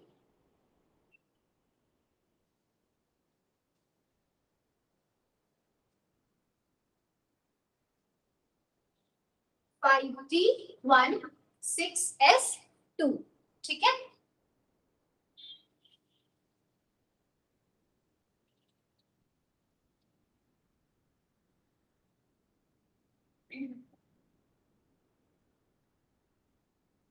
अब नेक्स्ट में यहाँ पे हमारे पास सीरियम एक ऐसा, देखो इजी है, सारी आपको याद हो जाएगी, सिर्फ एक तो इसकी याद रख लेना, इन दो की, लैंथनम और सीरियम की। लैंथनम में हमारे पास क्या होता है, 4f वेकेंट होता है, इसी वजह से मैंने इसको कहाँ रखा था, lanthanum 57 atomic number, it was kept in D block elements. अब जनरल इलेक्ट्रॉनिक कॉन्फ़िगरेशन लैंथेनॉइड्स की क्या थी, 4f1 से 14, तो बेसिकली लैंथनम एक्चुअली में लैंथेनॉइड नहीं है, डी ब्लॉक का एलिमेंट है, पर फिर भी इसको हमेशा लैंथेनॉइड्स के साथ पढ़ा जाता है, ना कि डी ब्लॉक, ठीक है। अब सीरियम एक ऐसा एलिमेंट है जिसमें आपके पास 4f जो आपका नेक्स्ट एलिमेंट है वो कहाँ प्रेजेंट होगा, 5d में एक इलेक्ट्रॉन। अब देखो एक एटॉमिक नंबर बढ़ रहा है तो मतलब इसका मतलब एक इलेक्ट्रॉन आपको और ऐड करना है, वो इलेक्ट्रॉन कहाँ जाएगा, 4f में। अब इसके बाद हमारे पास क्या होगा, यहाँ पे टोटल इलेक्ट्रॉन्स देखो कितने हो गए, 1 2 3 4। अब जब एटॉमिक नंबर 1 से इंक्रीज होगा तो उसका मतलब हमारे पास क्या है कि जो यहाँ पे 4 इलेक्ट्रॉन्स थे वो तो रहेंगे ही रहेंगे, एक इलेक्ट्रॉन में और ऐड करना है, तो टोटल कितने हो जाएंगे हमारे पास 5। सो 5 इलेक्ट्रॉन्स इन दिस केस कैसे होंगे, 3 आपके 4f में चले जाएंगे, 5d वेकेंट रहेगा 0, 6s में 2। अब इसके बाद जितने आपके पास एलिमेंट्स हैं उनमें डी में कोई भी इलेक्ट्रॉन प्रेजेंट नहीं होगा, कुछ एक आधी एक्सेप्शन है वो मैं आपको बता दूंगी। पर एक तो सीरियम एक ऐसा, ये इंपॉर्टेंट है, जो चीज अलग होती है वो इंपॉर्टेंट हो जाती है। सीरियम एक ऐसा एलिमेंट है जिसके डी में इलेक्ट्रॉन प्रेजेंट है, बट बाकी सभी आप देखोगे उनमें डी में इलेक्ट्रॉन प्रेजेंट नहीं होता। नियोडाइमियम में बस अब आप एक इलेक्ट्रॉन और ऐड करते जाओ, 5d0 6s2। प्रोमीथियम में क्या हो जाएगा, 4f5 5d0 6s2। Samarium 4f6 5d0 6s2। then europium is 4f7 5d0 6s2। next element which is gadolinium, europium की भी इंपॉर्टेंट है, इसकी भी याद रख लेना। गैडोलिनियम के केस में हमारे पास क्या होता है, यहाँ पे क्योंकि आपने पढ़ा ना क्रोमियम का कैसा था, क्रोमियम की होती है 3d5 4s1। इसमें हम क्या करते हैं, इसका ऐसे नहीं लिखते आप यहाँ पे कि इट इज 3d4 4s2, है ना, आप इसको 3d5 करते हो, क्यों, क्योंकि हाफ फील्ड जो हमारे पास ऑर्बिटल्स होते हैं दे आर मोर स्टेबल। ऐसे ही जब f में आपके 7 इलेक्ट्रॉन्स आ जाएंगे तो they will become half field which is more stable. इस वजह से यहाँ पे गैडोलिनियम के केस में 4f8 5d0 6s2 नहीं होता, क्योंकि 8 से क्या होगा, हाफ फील्ड नहीं रहना है, तो ये क्या प्रेफर करता है कि 7 इलेक्ट्रॉन्स यहाँ रहे और एक जो इलेक्ट्रॉन आना था तो इधर चले जाए 5d1 में। पर इसके बाद फिर से क्या होगा, सारे इलेक्ट्रॉन्स हमारे 4f में ही जाएंगे। अगर पहले कितने थे 6s2 तो रहेगा ही रहेगा ऐसे एज इट इज हमेशा हर केस में। यहाँ पे f में 7 और d में 1, 7 + 1 कितने इलेक्ट्रॉन्स हो गए आपके पास 8, तो 8 तो इसमें है ही है, तो नेक्स्ट वाले में टोटल कितने जाएंगे 9, तो वो 9 के 9 इलेक्ट्रॉन्स f में जाएंगे। Then 5d0 6s2। अब आगे क्या हो जाएगा, 4f10 5d0 6s2, then 4f11 4f12 again 4f13, बाकी आप सारा लिख लेना, it is 5d0 in every case, okay, and here it is 6s2। इस केस में 4f14 5d0 6s2। और लास्ट में आप मुझे बताओ क्या हो जाएगी इलेक्ट्रॉनिक कॉन्फ़िगरेशन ल्यूटीशियम की, कहाँ जाएगा इलेक्ट्रॉन उस केस में, मैम 4f14 5d1 6s2। हाँ, तो लास्ट केस में आप क्योंकि 14 के बाद हमारे पास कहीं पे 14 फिल हो गए कंप्लीट, तो कोई ऑर्बिटल वेकेंट बचा ही नहीं है, तो लास्ट इलेक्ट्रॉन हमारा 5d में चला जाएगा, 4f14 5d1 6s2, ठीक है ना। तो इस तरह से इजी है, आप इलेक्ट्रॉनिक कॉन्फ़िगरेशंस इनकी याद रख सकते हो। रही बात सब और जो यहाँ पे इसका क्वेश्चंस बनते हैं वो हमारे पास आते हैं on the basis of their oxidation states.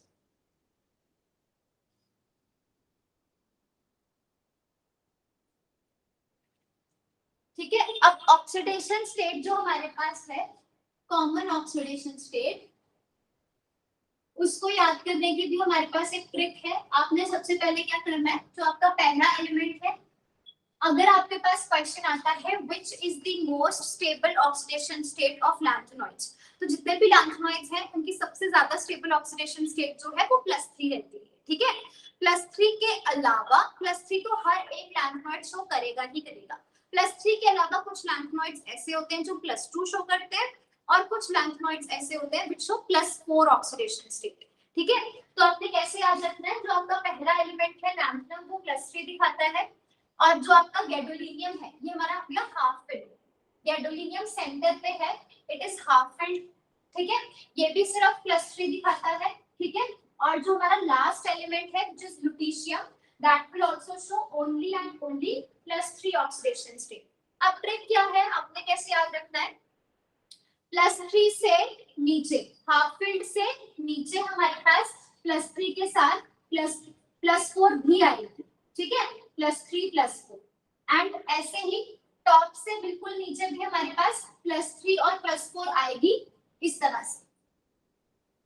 ठीक है, पर दो ऐसे नहीं सब में +3 +4 कर दिया, जो आपका हाफ फील्ड है उससे 2 नीचे भी आपके पास 4 आएगा, और जो आपका टॉप था उसमें से भी 2 स्टेप नीचे आपके पास +3 +4 दोनों आते हैं।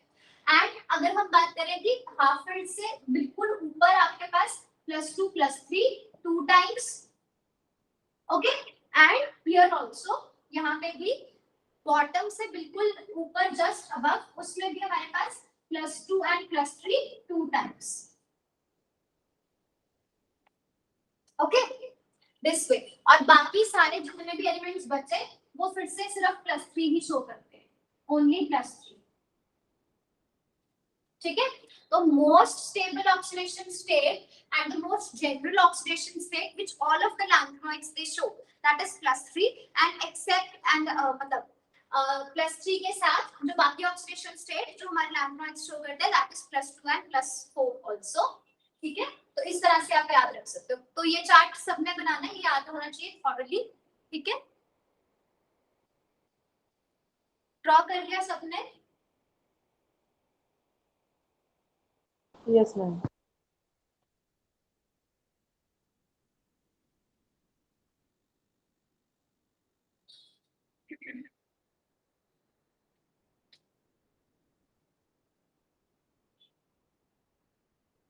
तो ये स्टेटमेंट लिख लेना, कॉमन, मैं बोर्ड पे नहीं लिख रही हूँ पर आप नोटबुक में नोट कर लो कि most common oxidation state that is +3, along with this lanthanoids show +2 and +4 oxidation state।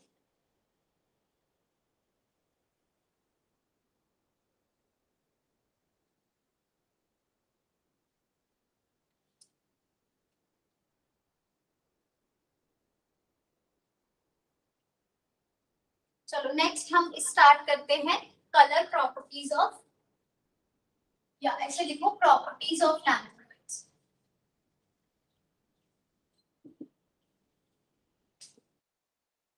क्योंकि हमने बस अभी कोऑर्डिनेशन खत्म किया है डी ब्लॉक, ठीक है, तो उसके बाद अगर हम एफ ब्लॉक करेंगे तो ज्यादा हेल्पफुल रहेगा, क्योंकि अगर हमें कोऑर्डिनेशन याद है उसमें जितनी भी कलर प्रॉपर्टीज मैंने आपको लेपोटे फॉरबिडन स्पिन फॉरबिडन ट्रांजिशन बताई थी वो सारी चीजें यहाँ यूज होती है। ठीक है, तो आप यहाँ पे आसानी से वो चीज पढ़ सकते हो, कर सकते हो, क्योंकि हमने अभी अभी कोऑर्डिनेशन किया है। तो सबसे पहले तो लिखो colour, colour of lanthanoids, color of lanthanoid is due to FF transition, it is due to FF transition। ठीक है, देखो कोऑर्डिनेशन कंपाउंड्स में हमारे पास क्या होता था, ऐसे थे d ऑर्बिटल स्प्लिट करते थे, lower side T2G, upper side was EG। T2G से जब EG में इलेक्ट्रॉन की एक्साइटेशन होती थी तो जो कंपाउंड्स थे वो कलर को एब्जॉर्ब करते थे, और फिर वापस से जब ये इलेक्ट्रॉन नीचे आता था तो वो उन रेडिएशंस को रिफ्लेक्ट करता था, जिसकी वजह से हमारा कंपाउंड कलर आता, जिसकी वजह से हमारे कंपाउंड्स कलर्ड थे। तो बेसिकली कोऑर्डिनेशन कंपाउंड्स में डी ऑर्बिटल्स की स्प्लिटिंग होती है, वहां पे डी से डी में ट्रांजिशन होती है, उसकी वजह से कंपाउंड्स कलर होते हैं। वैसे ही बिल्कुल एफ ब्लॉक के जो कॉम्प्लेक्सेस होते हैं, उन केसेस में जो हमारे पास एफ ऑर्बिटल्स हैं वो भी स्प्लिट करते हैं। इनका स्प्लिटिंग पैटर्न याद नहीं करना है, बट आपको पता होना चाहिए कि जैसे डी ऑर्बिटल में स्प्लिट होते हैं, वैसे एफ ऑर्बिटल्स भी स्प्लिटिंग दिखाती है। और जब एक एफ ऑर्बिटल से दूसरे एफ ऑर्बिटल में आपका इलेक्ट्रॉन जंप करेगा, ट्रांजिशन शो करेगा, उसकी वजह से भी कंपाउंड्स में कलर आता है। तो जो कोऑर्डिनेशन कंपाउंड्स थे, जैसे वहां पे डी ट्रांजिशन थी, बिल्कुल वैसे ही जो हमारे एफ ब्लॉक एलिमेंट्स हैं, वहां पे हमारे पास क्या होगी, F transition. Okay, and the compounds will be colored because of this particular F to F transition. Okay. Now tell me whether this F to F transition will be what, forbidden or allowed?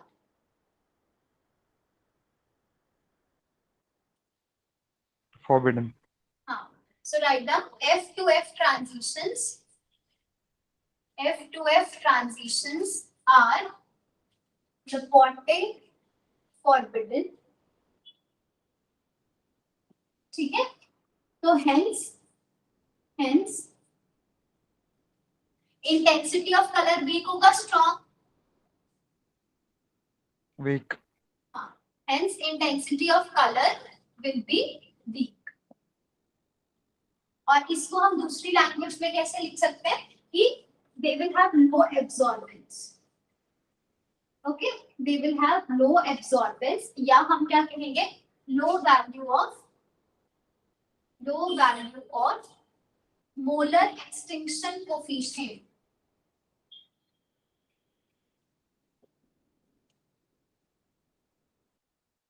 ठीक है, they have low value of molar extinction coefficient.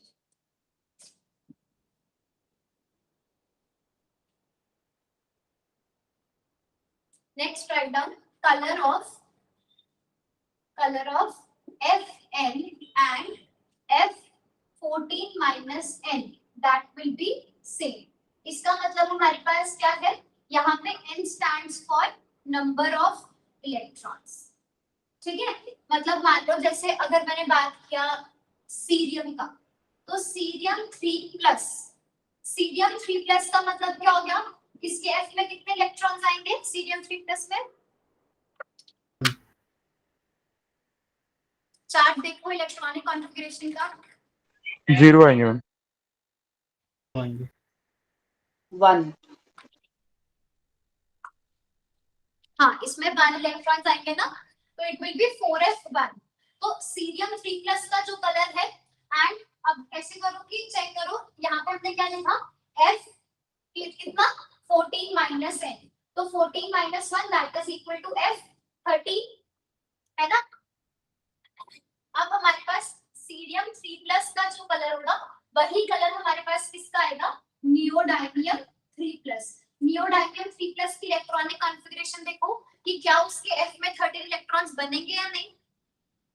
Neodymium, the second last element of F block.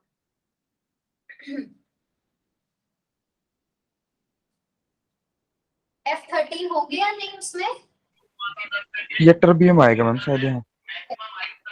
हाँ sir, ठीक है, second last element ये टेरिबियम। तो इसमें कितने हो जाएंगे हमारे पास, YB।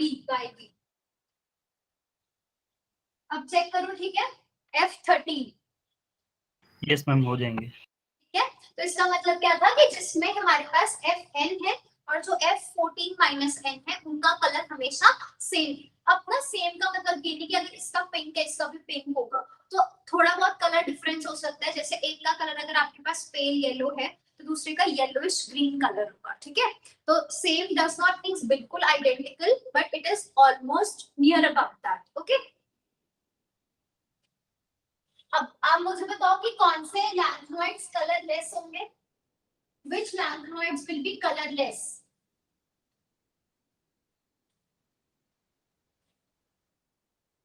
F0 and F14। हाँ जी, F0 and F14, राइट है ना। Fully filled and completely vacant, जहां इलेक्ट्रॉन्स है ही नहीं, F0 एंड F14, ये एलिमेंट्स हमारे पास कैसे हो जाएंगे, कलरलेस। तो सबसे ज्यादा स्टेबल ऑक्सीडेशन स्टेट क्योंकि 3+ है, इसलिए मैं बार बार 3+ का एग्जांपल लेके चल रही हूँ। तो lanthanum 3+ and ल्यूटीशियम 3+, this will be F0 and this will be F14, this is colorless। ठीक है, अब बात करते हैं अगर हम गैडोलीनियम की, तो गैडोलीनियम 3+ में कितने इलेक्ट्रॉन्स होते हैं, उसमें F में 7 इलेक्ट्रॉन्स होंगे, है ना। तो अब कितना हमें पता है कि इस केस में F to F ट्रांजिशन जो है that is लेपोर्टे forbidden.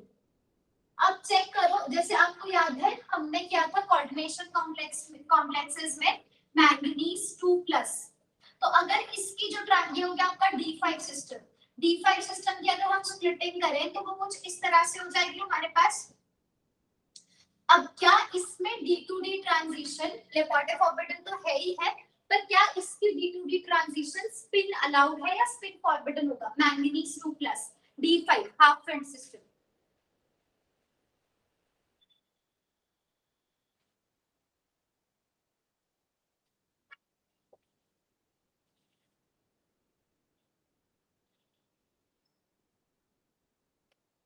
Spin forbidden और अलाउड, फॉरबिडन मैम। हाँ है ना। तो जिस तरह से यहाँ पे D5 सिस्टम जो है दैट इज हाफ फिल्ड, और हाफ फिल्ड होने की वजह से ये हमारे पास कैसा होता है स्पिन फॉरबिडन। तो बिल्कुल वैसे ही जो हमारे पास F ब्लॉक के एलिमेंट्स हैं, जिसमें गैडोलीनियम 3+ की बात करें F7, वो भी कैसा हो जाएगा हमारे पास, that will be half filled. तो इसमें भी जो F to F ट्रांजिशन होगी ना, वो F to F ट्रांजिशन हमारे पास हो जाएगी स्पिन फॉरबिडन, और स्पिन फॉरबिडन होने की वजह से, और लेपोर्टे फॉरबिडन तो है ही है, अब साथ साथ में स्पिन फॉरबिडन भी हो गया, तो इसका इंटेंसिटी ऑफ कलर इतना कम होता है कि हम इसे क्या बोलते हैं, इट इज कलरलेस। तो हमारे पास 3 एलिमेंट्स, ये इंपॉर्टेंट है, ये क्वेश्चंस आते हैं एग्जाम में कि कौन से एलिमेंट्स हैं लैंथेनाइड्स के, 3 एलिमेंट कौन से जो कलरलेस होते हैं, लैंथनम, ल्यूटीशियम एंड गैडोलीनियम 3+। तो ये भी हमारे पास कैसा हो जाता है, दिस इज कलरलेस। अब कलरलेस किस वजह से है, तीनों का रीजन अलग अलग है। Lanthanum 3+ is colorless because it is having no electron in f orbitals। जो लुटीशियम 3+ है उसमें हमारे पास क्या है, फुली फिल्ड की वजह से, और जो हमारे पास गैडोलीनियम 3+ है that is because of half filled electronic configuration, and that's why this particular electron ये भी हमारे पास क्या हो जाएगा, that will be colorless। तो ये तीनों आयंस हमारे पास कैसे होते हैं, colorless। ठीक है,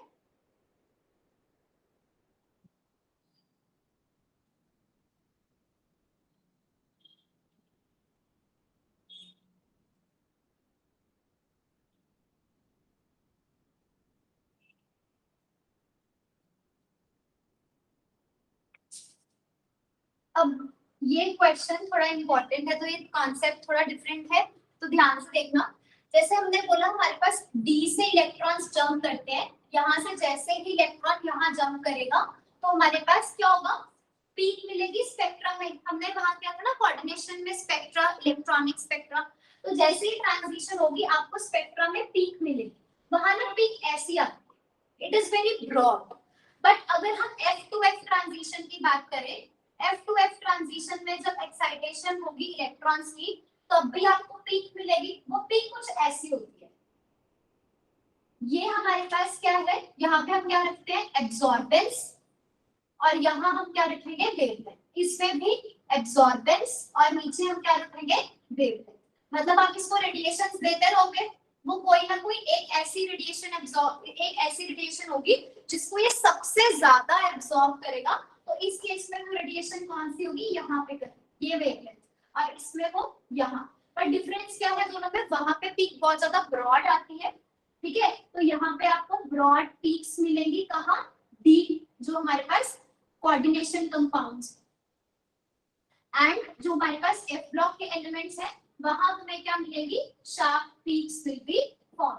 तो इसका रीजन क्या है, क्योंकि देखो हमारे पास अगर हम डी ट्रांजिशन देखें वो भी लेपोर्टे फॉरबिडन है, FF भी लेपोर्टे फॉरबिडन है, दोनों के दोनों में यहाँ पे हमारे पास ये स्पिन अलाउड होगी, ये भी स्पिन अलाउड होगी, leaving behind manganese and gadolinium. तो फिर ऐसा क्या होता है कि इसकी पीक आपको ब्रॉड से मिलती है और इसकी पीक हमारे पास शार्प आती है।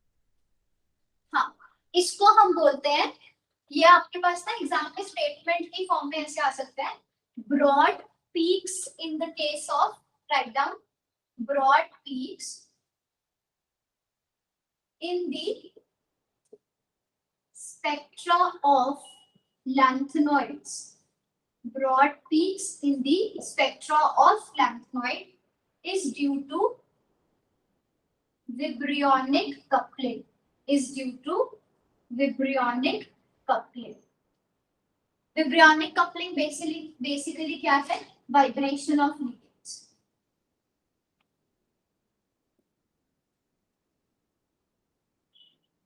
ठीक है ना, इसको ऐसे आ सकता है, it is because of vibronic couplings. ये इफेक्ट इंपॉर्टेंट है। दूसरा इफेक्ट जिसकी वजह से हो सकती है, that is because of Jahn Teller distortion.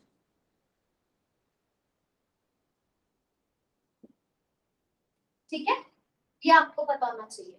अब ऐसा है कि ये नहीं होता कि अगर हम डी ब्लॉक की बात कर रहे हैं वहां ये केस है, एफ ब्लॉक में भी तो मेटल और लिगेंड बॉन्ड वाइब्रेट कर सकता है, तो उसमें भी सेम होना चाहिए था। वहां पर भी क्या होता है, वहां पे भी मेटल लिगेंड बॉन्ड वाइब्रेट तो करता है, पर मेटल लिगेंड बॉन्ड की वाइब्रेशन से जो एनर्जी गैप है एफ ऑर्बिटल्स के बीच में वो चेंज ही नहीं करता, और जब वो चेंज नहीं करेगा तो वेवलेंथ एक ही वो एब्सॉर्ब करेगा। ठीक है, ये नोट कर लिया सबने?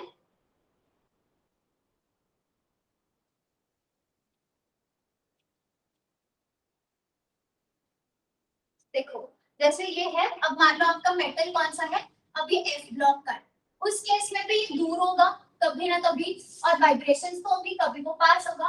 पर इस केस में दूर या पास होने से जो एनर्जी गैप था एफ ऑर्बिटल्स के बीच में, वो जितना गैप था ना यहाँ पर, वो हमेशा उतना कांस्टेंट रहता है, वो कभी कम या ज्यादा होता ही नहीं है। एफ ऑर्बिटल में जितनी स्प्लिटिंग होनी है वो उतनी ही होगी। लिगेंड के वाइब्रेट करने से, पास या दूर आने से इस गैप पे कोई भी जो है इफेक्ट नहीं पड़ता। तो जब इफेक्ट नहीं पड़ेगा तो गैप कांस्टेंट रहेगा, तो जितना ये गैप है उसके कॉरेस्पॉन्डिंग जितनी भी वेवलेंथ लगेगी वो उसी को एब्सॉर्ब करेगा, ना तो उससे कम एब्सॉर्ब करेगा ना उससे ज्यादा एब्सॉर्ब करेगा। तो जब एक ही वेवलेंथ को उससे एब्सॉर्ब करना है तो आपको बस यहाँ पे एक शार्प सी पीक मिलेगी, ना तो उससे कम एब्सॉर्ब कर रहा है और ना ही उससे ज्यादा को वो एब्सॉर्ब कर रहा है। ठीक है, इस वजह से you get sharp peaks. Why you get sharp peaks? Because you can write there is no effect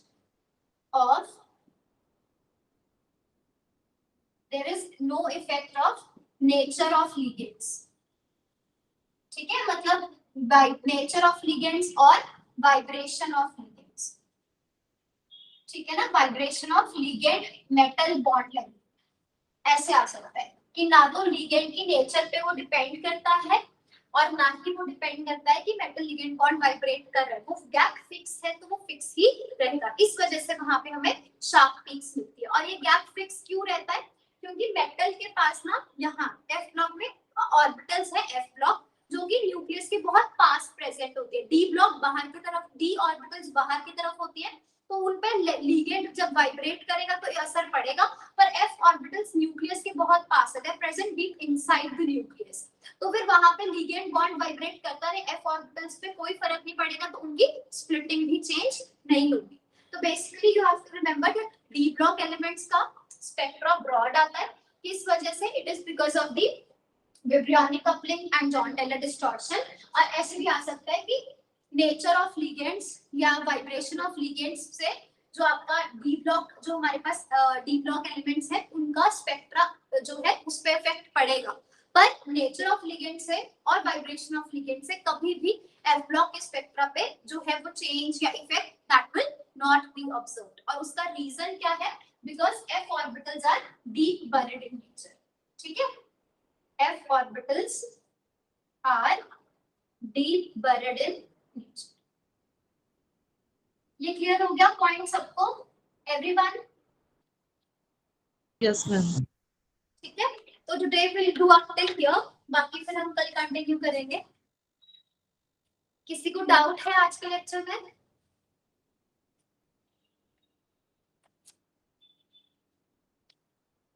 anyone? No ma'am. Okay, ठीक है, तो rest will continue then tomorrow.